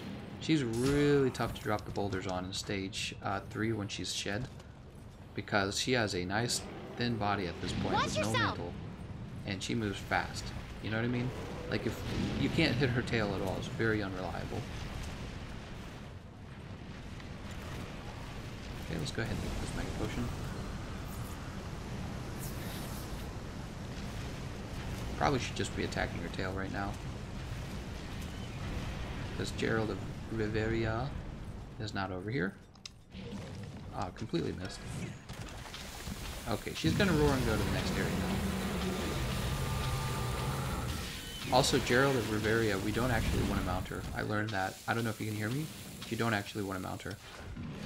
You want to mount her only in stage 4. We're going to use a attack up. This is self-improvement buff for me. Alright, so we got my self-improvement buff done. Get a little damage on the tip of her tail there. We'll get rid of this other full drink. Oh, did I actually drink it? I did not. Yeah, let's get rid of this. Let's use the Might Seed here. Adamant Seed again. Good work, Fivers. Now get out there and show us how I it's almost done. run straight into that. Oh, she's mad. Let's get this attack up buff queued up. Spectus, yeah, we need to reset this buff.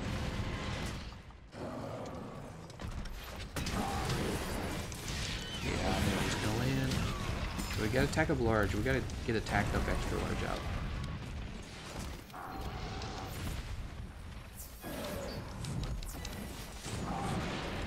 Alright, there's the Fury.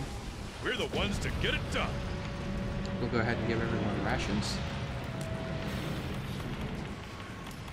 Now we'll refresh the Might Seed. Oh my. Oh dear. She's been mounted.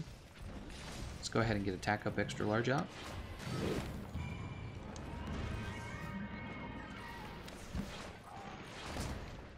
Oops. This is where she's gonna get knocked down over here.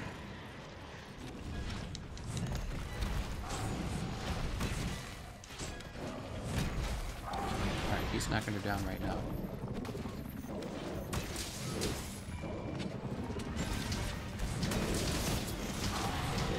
Watch yourself.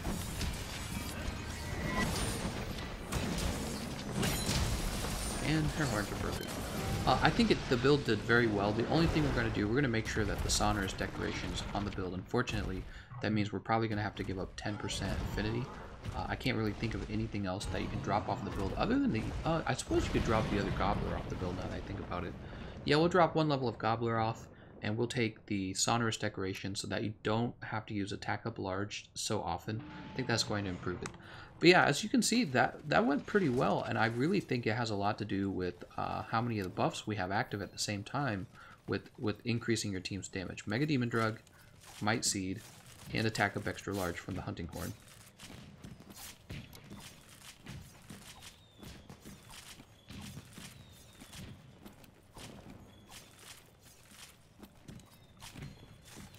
Alright, very good.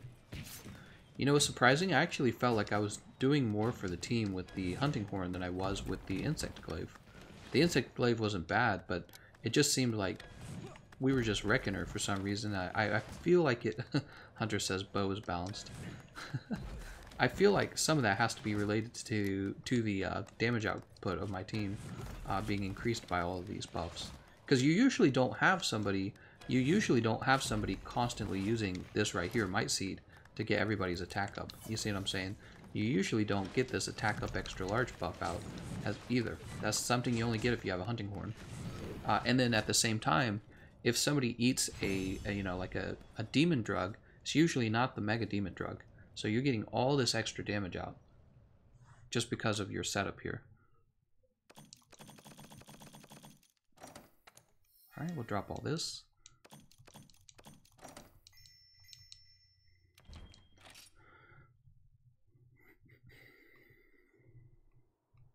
Tiny Tenor says, thanks for the buff. Is the Deep Vero the best one to use, or is there a better hunting horn?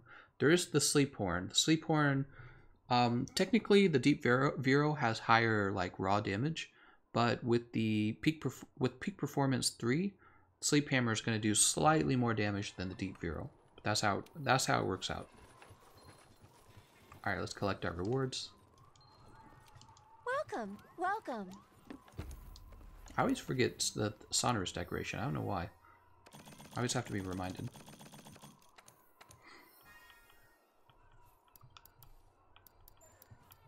Awesome. No rewards again. Man, how many no rewards are we going to get before we get just one more of the weapons that we need? It's so fucking shitty. We're going to drop a Gobbler. We're going to replace that with the Sonorous. It won't change things that much. It really won't. But it will improve. Losing Gobbler won't make it worse, but gaining Sonorous Decoration is going to make it better. Okay, let's go ahead and pick up this Forager build. This is going to be the last run, everyone. And then I'm going to get to work on videos I wanted to make today.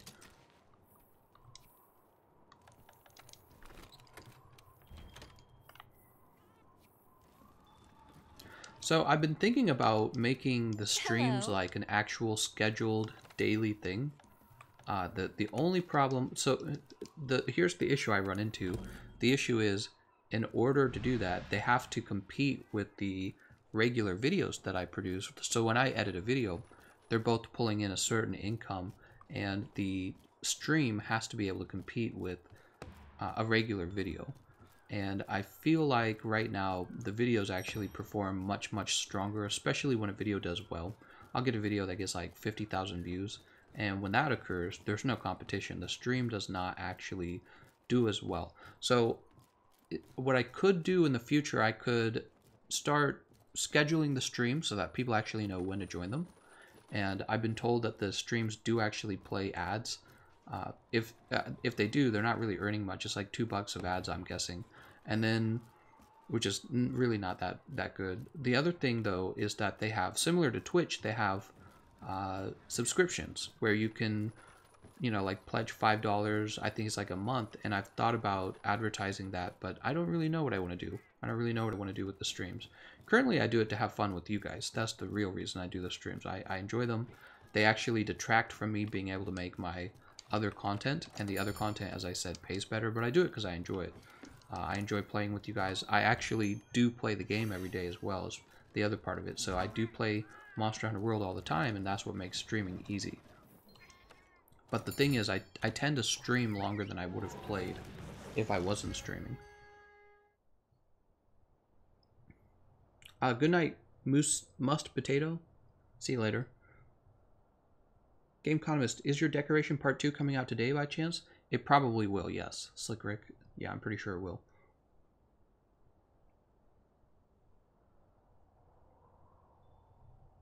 But yeah, I don't know. I'm enjoying the streaming, but I can't honestly figure out if I should be streaming more or if I should be streaming less and focusing on my regular content. That's kind of what I'm talking about right now. That's what I'm trying to figure out. So streaming is fun, but the regular content actually performs much better. So it's better for my channel too. I get more subscribers. The stream, I don't really get that many subscribers. All right, let's go ahead and grab these. You ready? Not that I don't get any subscribers from the stream. I usually get about, you know, just under 10 each time. I get about 10 subscribers each time I do this. Got this adamant seed, but I'll have videos that'll pull in like, you know, a crazy number of subscribers. It'll be like 100 subscribers. I've never seen that happen on a stream. So that is what I'm kind of dealing with. I can't decide. Alright, we'll run over here. And we're jumping. She is way back here. Weekend streams. You can True, do this. yeah, weekend streams. Although the problem with the weekend streams is my fiance wants to hang out with me on the weekends. So scheduling a weekend stream seems like a difficult decision. Unless I was, well, I could probably figure it out. But she usually wants to hang out, and it's usually something that we do just kind of like without a schedule. You know, we just say, do you want to go out? And if we were to schedule like what we do on the day, we probably wouldn't do it because we don't like schedules. Neither of us do.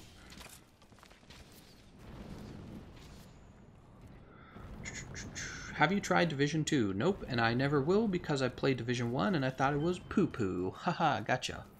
You didn't expect me to say that, did you? Yeah, I didn't actually enjoy Division 1. I know other people enjoy it, so I'm not gonna talk trash on the game or anything. It's just not my game, that's all.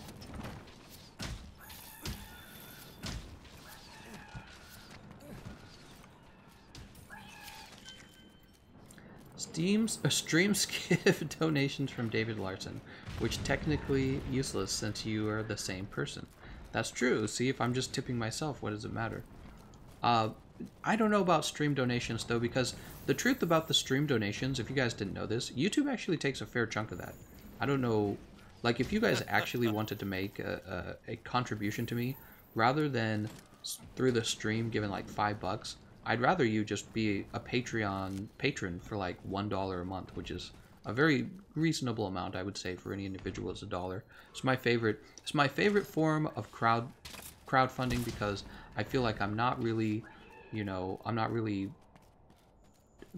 creating a dent in anyone's wallet, and they're able to support me, and I'm able to make decisions for my channel that aren't related as much toward income.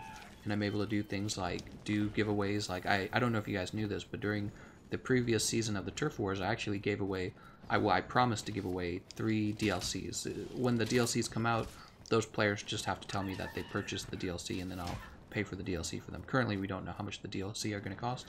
But yeah, so the crowdfunding is actually, it makes my job a lot more secure, and is kind of like, it's pretty much like getting a raise, if you think of it like that as well. So I get a certain amount of income from YouTube revenue, but then I also get the crowdfunding is also part of my income, and it's currently really not that much of my income, but I always appreciate it deeply, and I think it's more secure because YouTube ads, I'm not in control of YouTube ads, but you guys are in control of crowdfunding. So if YouTube doesn't like me, that's one thing, but you guys can decide if you like me, and that's why I think that the crowdfunding, I had to make a decision at one point or another whether or not to do crowdfunding, and that's why I ended up doing it, was just because it divided my sources of income between two separate locations. And my goal is to eventually reach $1,000 a month on Patreon. I think right now I'm like at 160, and the best way I'd like to reach that is for just 1,000 people to donate only like $1. Very small amount, very easily sustainable amount. That would be my goal. For the streams, YouTube wants you to become what's called a member. So you would donate like $5, and this would come out monthly. But the thing is, I don't know if this is true. I think YouTube takes a pretty large chunk of that membership. I could be wrong about that. So I haven't really advertised the fact that you guys can support this stream directly through memberships. I haven't talked about it because I don't know if I'm comfortable with developing a group of members, if that's the right term, I think it's the right term, who are really just giving away a fair chunk of that money to YouTube, and then YouTube still completely in control of my income. See what I'm saying? So that's why I haven't talked about it that much, and I still strongly prefer like dollar donations on Patreon. Speaking of which, I should update my credits page for the end screens of my video. I want the credits to look a little better. I thought of another way to structure the names. Tomfoolery says that I should review boob mods. I suppose I could do that. Here's the deal, Tomfoolery. When I do that, YouTube's going to suggest that video's inappropriate for audiences, and then it's going to demonetize that video anyways. So it's very hard to make a decision to work on a video like that as opposed to something else that's family friendly. I'm not even being ironic. So YouTube just wants you to be family friendly, and again, that's why direct support from your subscribers is a smarter strategy than just relying on YouTube alone. Because if it was up to YouTube, Disney would be deciding, you know, the people who run ads on your videos, like Disney, would be deciding what content I make, because they'll say, no, we're not going to run an ad on your video. You have to make a video that we find acceptable. And it's kind of a scary idea, really. Yeah, I just wish there was another website other than YouTube to use. I really do. But that's just how it is. Tom Fillery asks, a gay guy? Family-friendly Monster Hunter. That's actually absolutely correct. Did you guys know when I ran the streams that said toxic masculinity and the other streams, feet sniffing and the bikini Kulve Taroth, those all got demonetized. Did you guys know that? They got demonetized for being inappropriate. Yeah, they were considered inappropriate, so they were demonetized. So really think about that. YouTube gets to decide what I make. Not much I can do about it unless I were to run more on like crowdfunding, because I do have to have a certain amount of like video performance out of these videos that I make. It doesn't really make sense to make a video that doesn't do anything, you know what I mean? Benny says Twitch.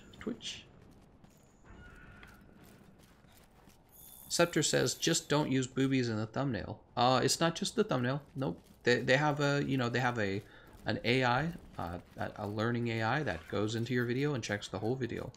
It's not like a human running the video at a certain speed. You have to understand the way computers process videos.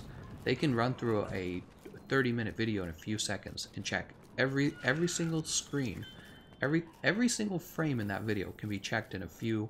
It depends on how strong their machines are, but it can be checked in a few seconds even. So if they find the word boob in your video, and it can check in a few seconds, if they hear me say it using voice recognition software, they can demonetize it and say this is inappropriate for children. So it's a very, it's just how it is. SJWs are taking over YouTube. They are. I actually agree completely with that statement. Completely agree. All right, so we're gonna run one more of these budget builds, and that will be the last budget build of this week, I think. What do you guys think it ought to be? I'll let you guys help me decide. What does demonetized mean? You don't make anything from that video. So the way it works, Jason Dragoon, when you're a YouTuber making serious content for YouTube, you get paid for your work. You should be paid for your work because editing takes up to 8 hours of work. You guys have never actually seen what that's like. It's an enormous amount of hardship. And then you get paid for that. Sometimes the pay is good, sometimes the pay is bad. You don't want to be paid less than you would get paid to work at Taco Bell. You want to get paid better than Taco Bell, right? So you have to make content that pays better than minimum wage. That's a part of this whole thing. And that's what I've been talking about. Oh, right. So we're going to pick a weapon. Switch axe. We already did switch axe. Tiny Tenor says, death to budget builds. Oops. I liked the hunting horn one, definitely. That one was cool. YouTube with the family-friendly policy is so annoying. If they already made YouTube Kids, why do they have to censor all the rest? It's just how it is, man. It's just what they do. Gun lance, hunting horn, hammer, dual blades. Dual blades are tempting. Use the bow. We're not going to use the bow because I would have to make 2 separate builds, and I want to avoid that.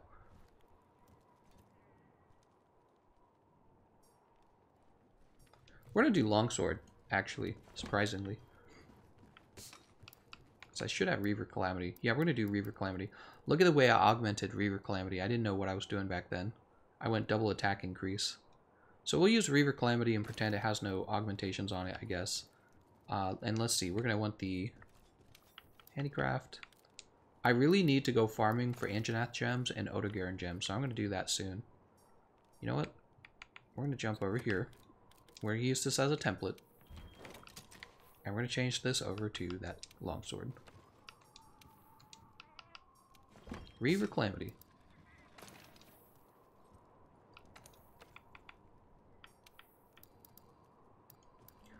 Yeah, I don't advertise it in my videos very often, not vocally. The way like in my videos, I'll openly and vocally recommend that you join the Discord, but one of the things I don't talk about very often is the fact that you can support my work directly by donating $1 to my Patreon account, and I think that's a very sustainable model for my viewers who are making much more than like $1, $1 per month. That's like a donut, honestly. It's like if you gave me a donut a month, honestly. And what's nice about that sort of model of crowdfunding is that you guys are essentially giving me $1 a month, but if a lot of people are doing that, then I'm able to have an income source that's separate from YouTube ads, which I think is dangerous to rely only on YouTube ads. That actually scares me a lot because YouTube is picky. What do we got here? Are we already done? I think we're already done. I think that the set that we got from the Switch X was already a good set. Yeah, it's actually just a duplicate. You could just run this. So we can actually drop these, I think, and run Crit Eye. Crit Eye. Crit Eye. Crit Eye. Crit Eye. Right? Okay, so that's going to give us more. Right. And I guess I started talking about all this because I was talking about the future of this stream. I was talking about whether or not I was going to focus as much time into it or whether to focus even more time into it, such as setting a consistent stream schedule, that kind of stuff, right? Let's go ahead and do this. And a big part of it was I couldn't decide whether or not to advertise that you guys could support me through memberships through YouTube, and that's because YouTube takes such a large chunk of it. YouTube does. They take a large chunk of the income from the memberships. Let's go ahead and get started. So yeah, there's a lot to think about.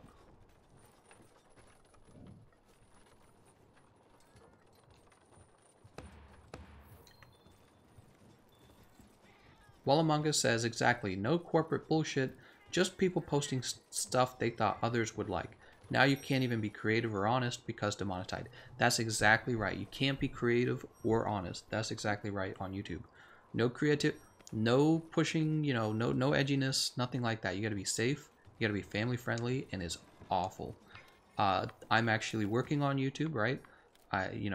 This is what I do every day, and I can tell you it is as bad as it sounds. It's not like exaggerated. It's as bad as it sounds. I wake up and I start working on a video. One of the first questions I ask is, can someone copyright claim this? That's the first question I ask. Another question I ask is Capcom going to copyright strike this? That's another question I ask. And then I ask, will YouTube recommend this or will YouTube hide this? And then I ask, will anyone, there's more questions to ask than that. But yeah, the point is, with all of this pressure on these videos, I end up making very, very safe, family-friendly videos, and it's just terrible. I don't like to experiment. I don't like to do anything interesting or weird. And that's not who I am with my personality, by the way. I would love to do crazy things. There it is. At last. I don't. I purposefully avoid them. Reminds me of that time. Now get out there.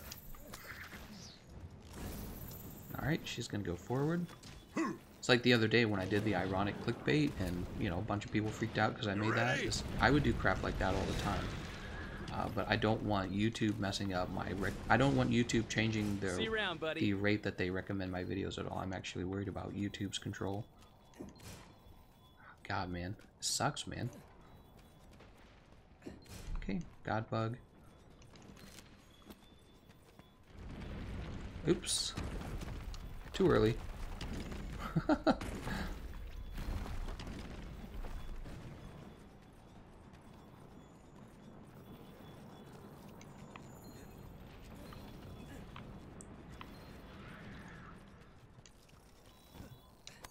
You can do this.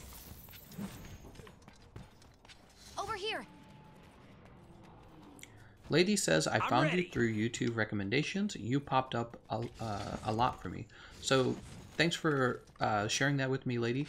The way it works is if you want your YouTube channel to be successful, you basically have to be recommended by YouTube. YouTube advertises your video, and if they decide not to advertise your video, you're in a lot of trouble.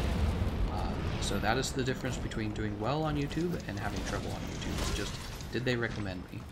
It's just that. And it's a very big deal if they don't recommend you. You'll basically be an obscure channel that nobody has heard about. And one of the things they've done recently is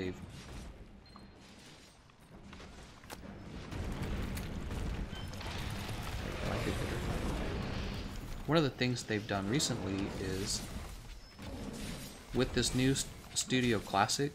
They've introduced a new creator studio. It's terrible.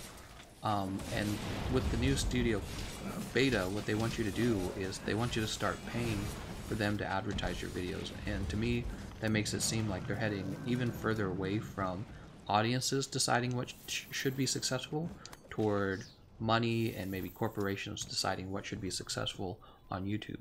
And that's really what you're looking at. Like, what do you want YouTube to be?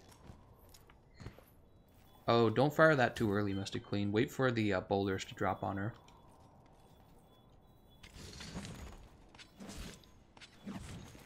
You're my kind of hunter. Cybera says I'm not in the recommended pile. Cybera, do you make YouTube videos? Because if you do, I could always give you a shout out at some point. One of the things I haven't done in a long time, I have not done a shout out for a speedrunner in a long time. And I would be happy to do that for a speedrunner. Oh, you know, she's already got so many parts of her body broken on that side. No point in filling that cannon. But yeah, so I used to do a shout out for a speedrunner, and the way it would work is they would make a speed run that they wanted shouted out, and then I would... Oh, well, horn gold plating broken too, huh? She's gonna roar after this, for sure. Ah, let's just try to get our next level of our spear blade. Alright, there's spear blade too. It's not much to do because we just chipped her horns.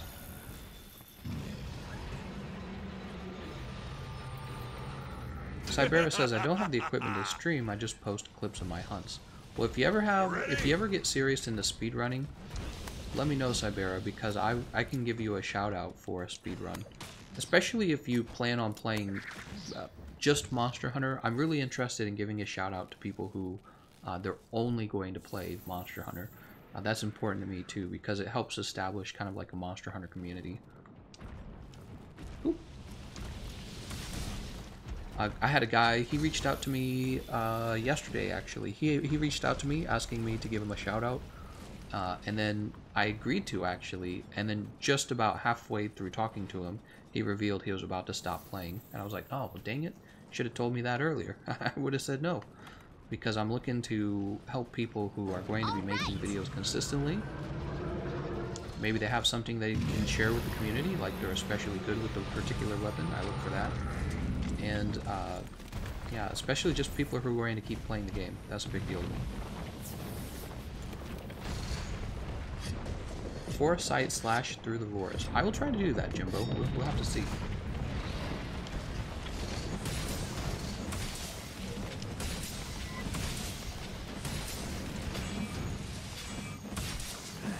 Ah, darn. We're still on.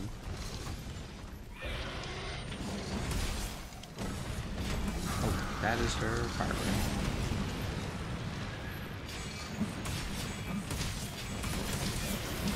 Okay, we've got level 3 spear blade. And she is using fire again.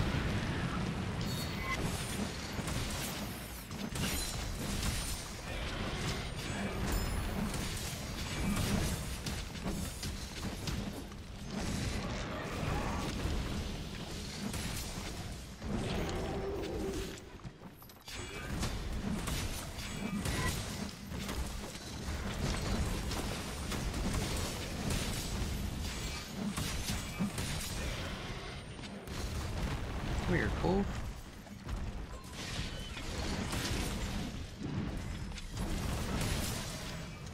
It's like, don't give her any breathing room. I'm trying. Ah, more fire breath. Alright, we'll go ahead and sharpen. We are standing in the fire. Let's get out of the fire. She gonna dig? Yeah, she's gonna dig, unfortunately.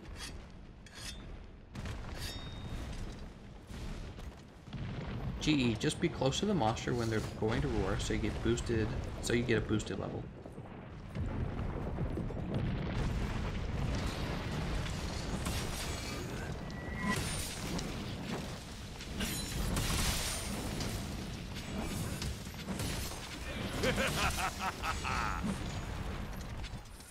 Nope, more fire.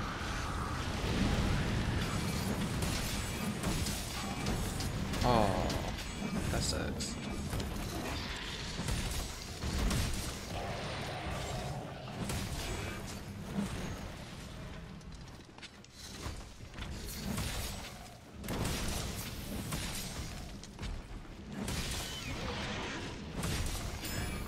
Oh, her move stays active for so long that Foresight Slash didn't actually work there.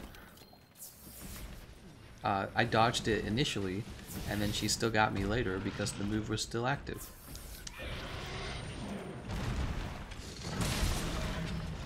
Oh, too early. Did you see that? So, Jimbo, I knew she was going to roar.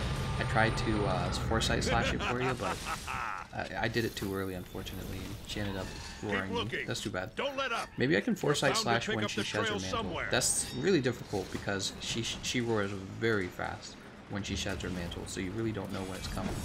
But it's not like I have never dodged it. Alright, let's go ahead and get this boulder dropped on her. Oh nice, she's walking in the fire. That's gonna help a bit. Can't see what she's doing. Oh nice, okay, we got it. Ah, broke so quickly. I gotta move to the next part. So we gotta break 5 pieces off of her. Oh, that broke too. We gotta break 5 pieces off of her in order to get her to shed. That's broken. She's gonna shed. Yeah, that's what I thought. Watch yourself! Oops, that almost killed me. And there's the roar. I missed that as well. Oh well, that's okay. Let's eat this before the Gajalakas kill me. Which would be very embarrassing. Can we get a smack on the tail? Yeah, smack on the tail. Get a little bit extra damage in. And so far, guys, the longsword has actually felt easier than the insect glaive. Okay, we're sharpened. I think the insect glaive was actually more difficult. Good work, Fibers. Now get out there and show us how it's go done. ahead and smack with her tail.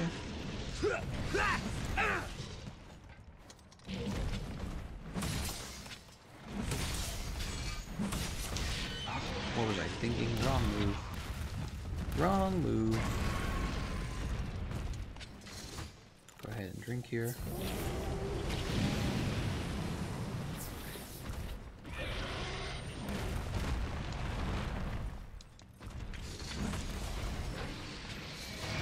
We should bring her toward the center of the room, guys. Let's try to bring her toward the center.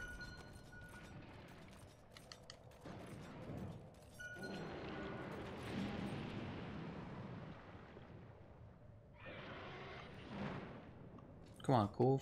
Yeah, let's bring her over to the center of the room where Anfurry and I can use our jumping attacks. Mr. Clean can use a jumping attack from any position, really, but we want to be able to take advantage of this pole. Alright. Well, missed the tail both times. She's going to sleep. Watch yourself!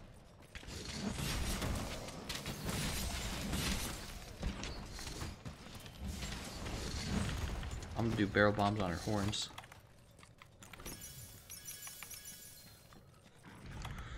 One, two. Are they bombing her tail? They're bombing her tail. Who has the wake of attack? Anferny does.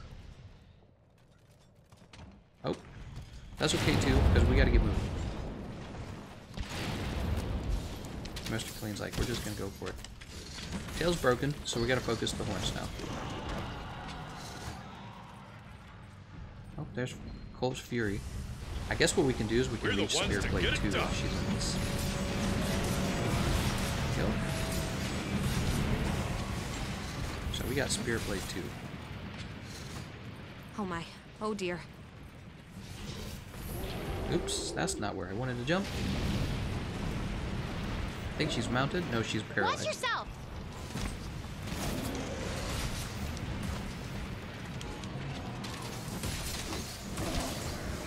Oh, somebody set down barrel bombs and knocked us all away. Mr. Clean, you should knock your whole teammates away.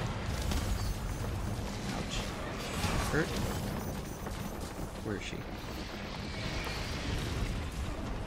Notice what I did there was I actually stayed on the ground longer because that allows me to avoid her moves. You're invincible when you're on the ground. Mr. Clean has mounted her. Very nice. She's going to run to this next pole over here.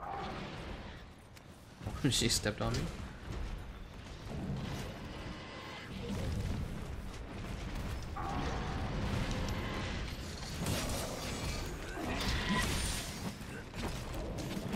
We used that because it was going to be easy to use that. Let's go ahead and... Watch yourself! Oh, and they're broken. Nice job, everyone. That was going to be the last run of today. We're going to take a look at the rewards, and then I'm going to head off. I'm going to get some videos made for you guys.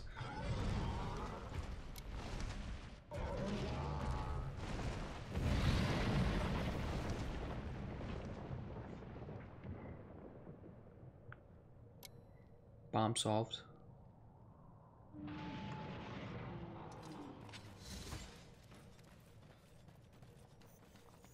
Go ahead and carve these horns.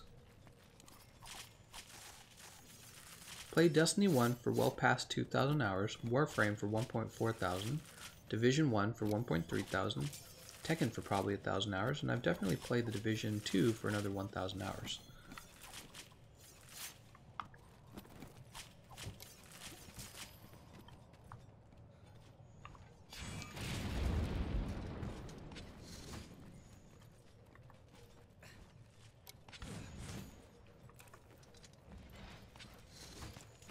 Campo says, hey, you do these events often? Yes, I do. Especially Kulve Taroth, because I need her weapons.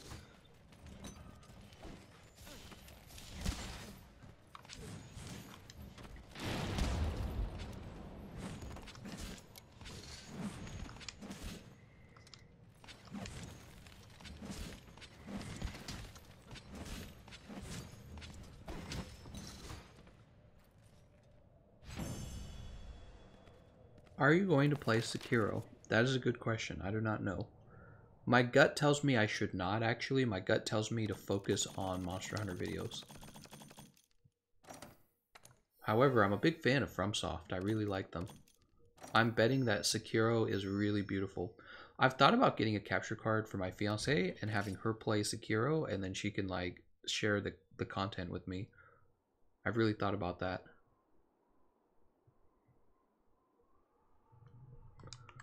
Alright, let's see. Hello.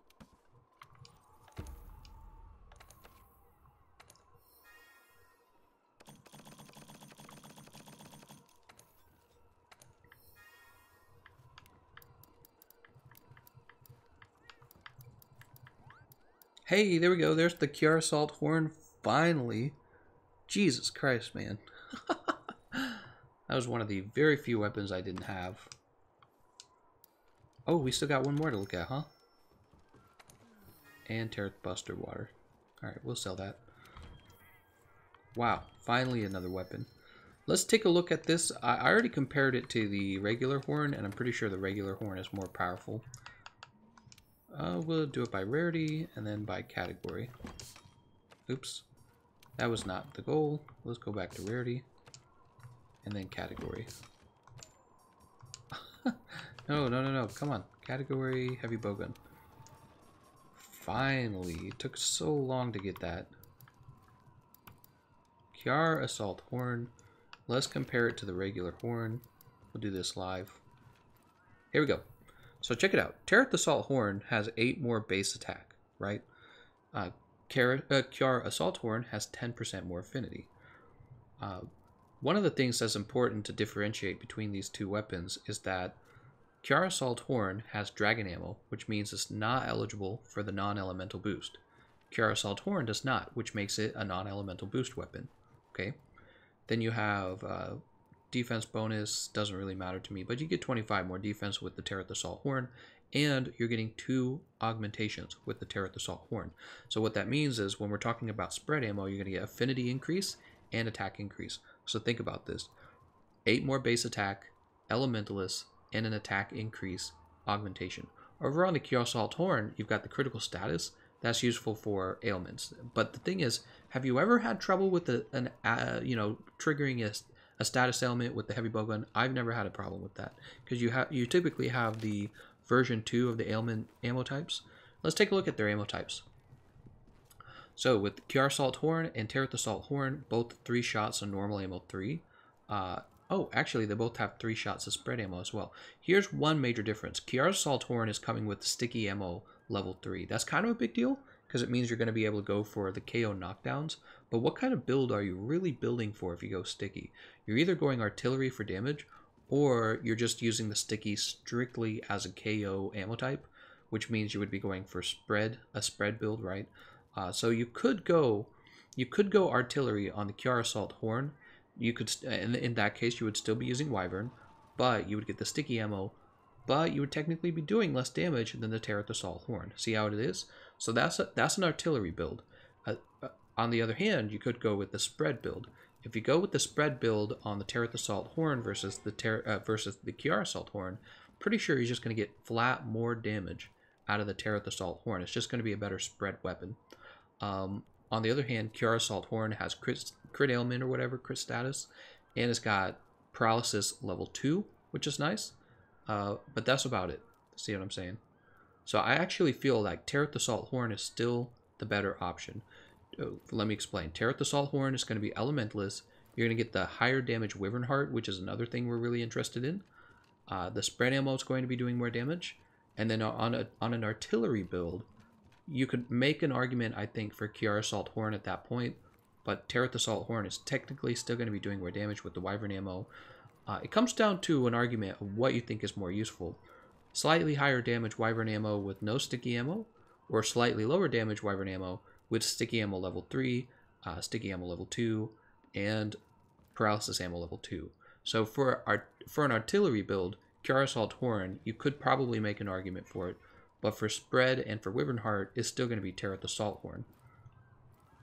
That's my full breakdown. So if I made a video on the Taroth Assault Horn, that's what it would sound like. Alright, so that is the end of the stream. Did I save the Reaver Calamity? I think I saved it, right? Pretty sure I saved it. I did. Reaver Calamity is saved. Let's go ahead and do a save right now so I don't have to look at the weapons again. Alright. Alright, that's the end of the stream, guys. I want to thank you all for watching. And we will be streaming Kulve Taroth tomorrow, very likely, since that's going to be the last day before we get Arch-Tempered Teostra, and then the PC, I believe, is getting Arch-Tempered Zora Magdaros for the first time. So I'll be playing Arch-Tempered Zora Magdaros with players who want to unlock his armor. His armor is especially relevant for the chest piece, which can later be used against Arch-Tempered Zanjiva, and the coil, which can be used against Arch-Tempered Kulve Taroth. Alright, see you guys later.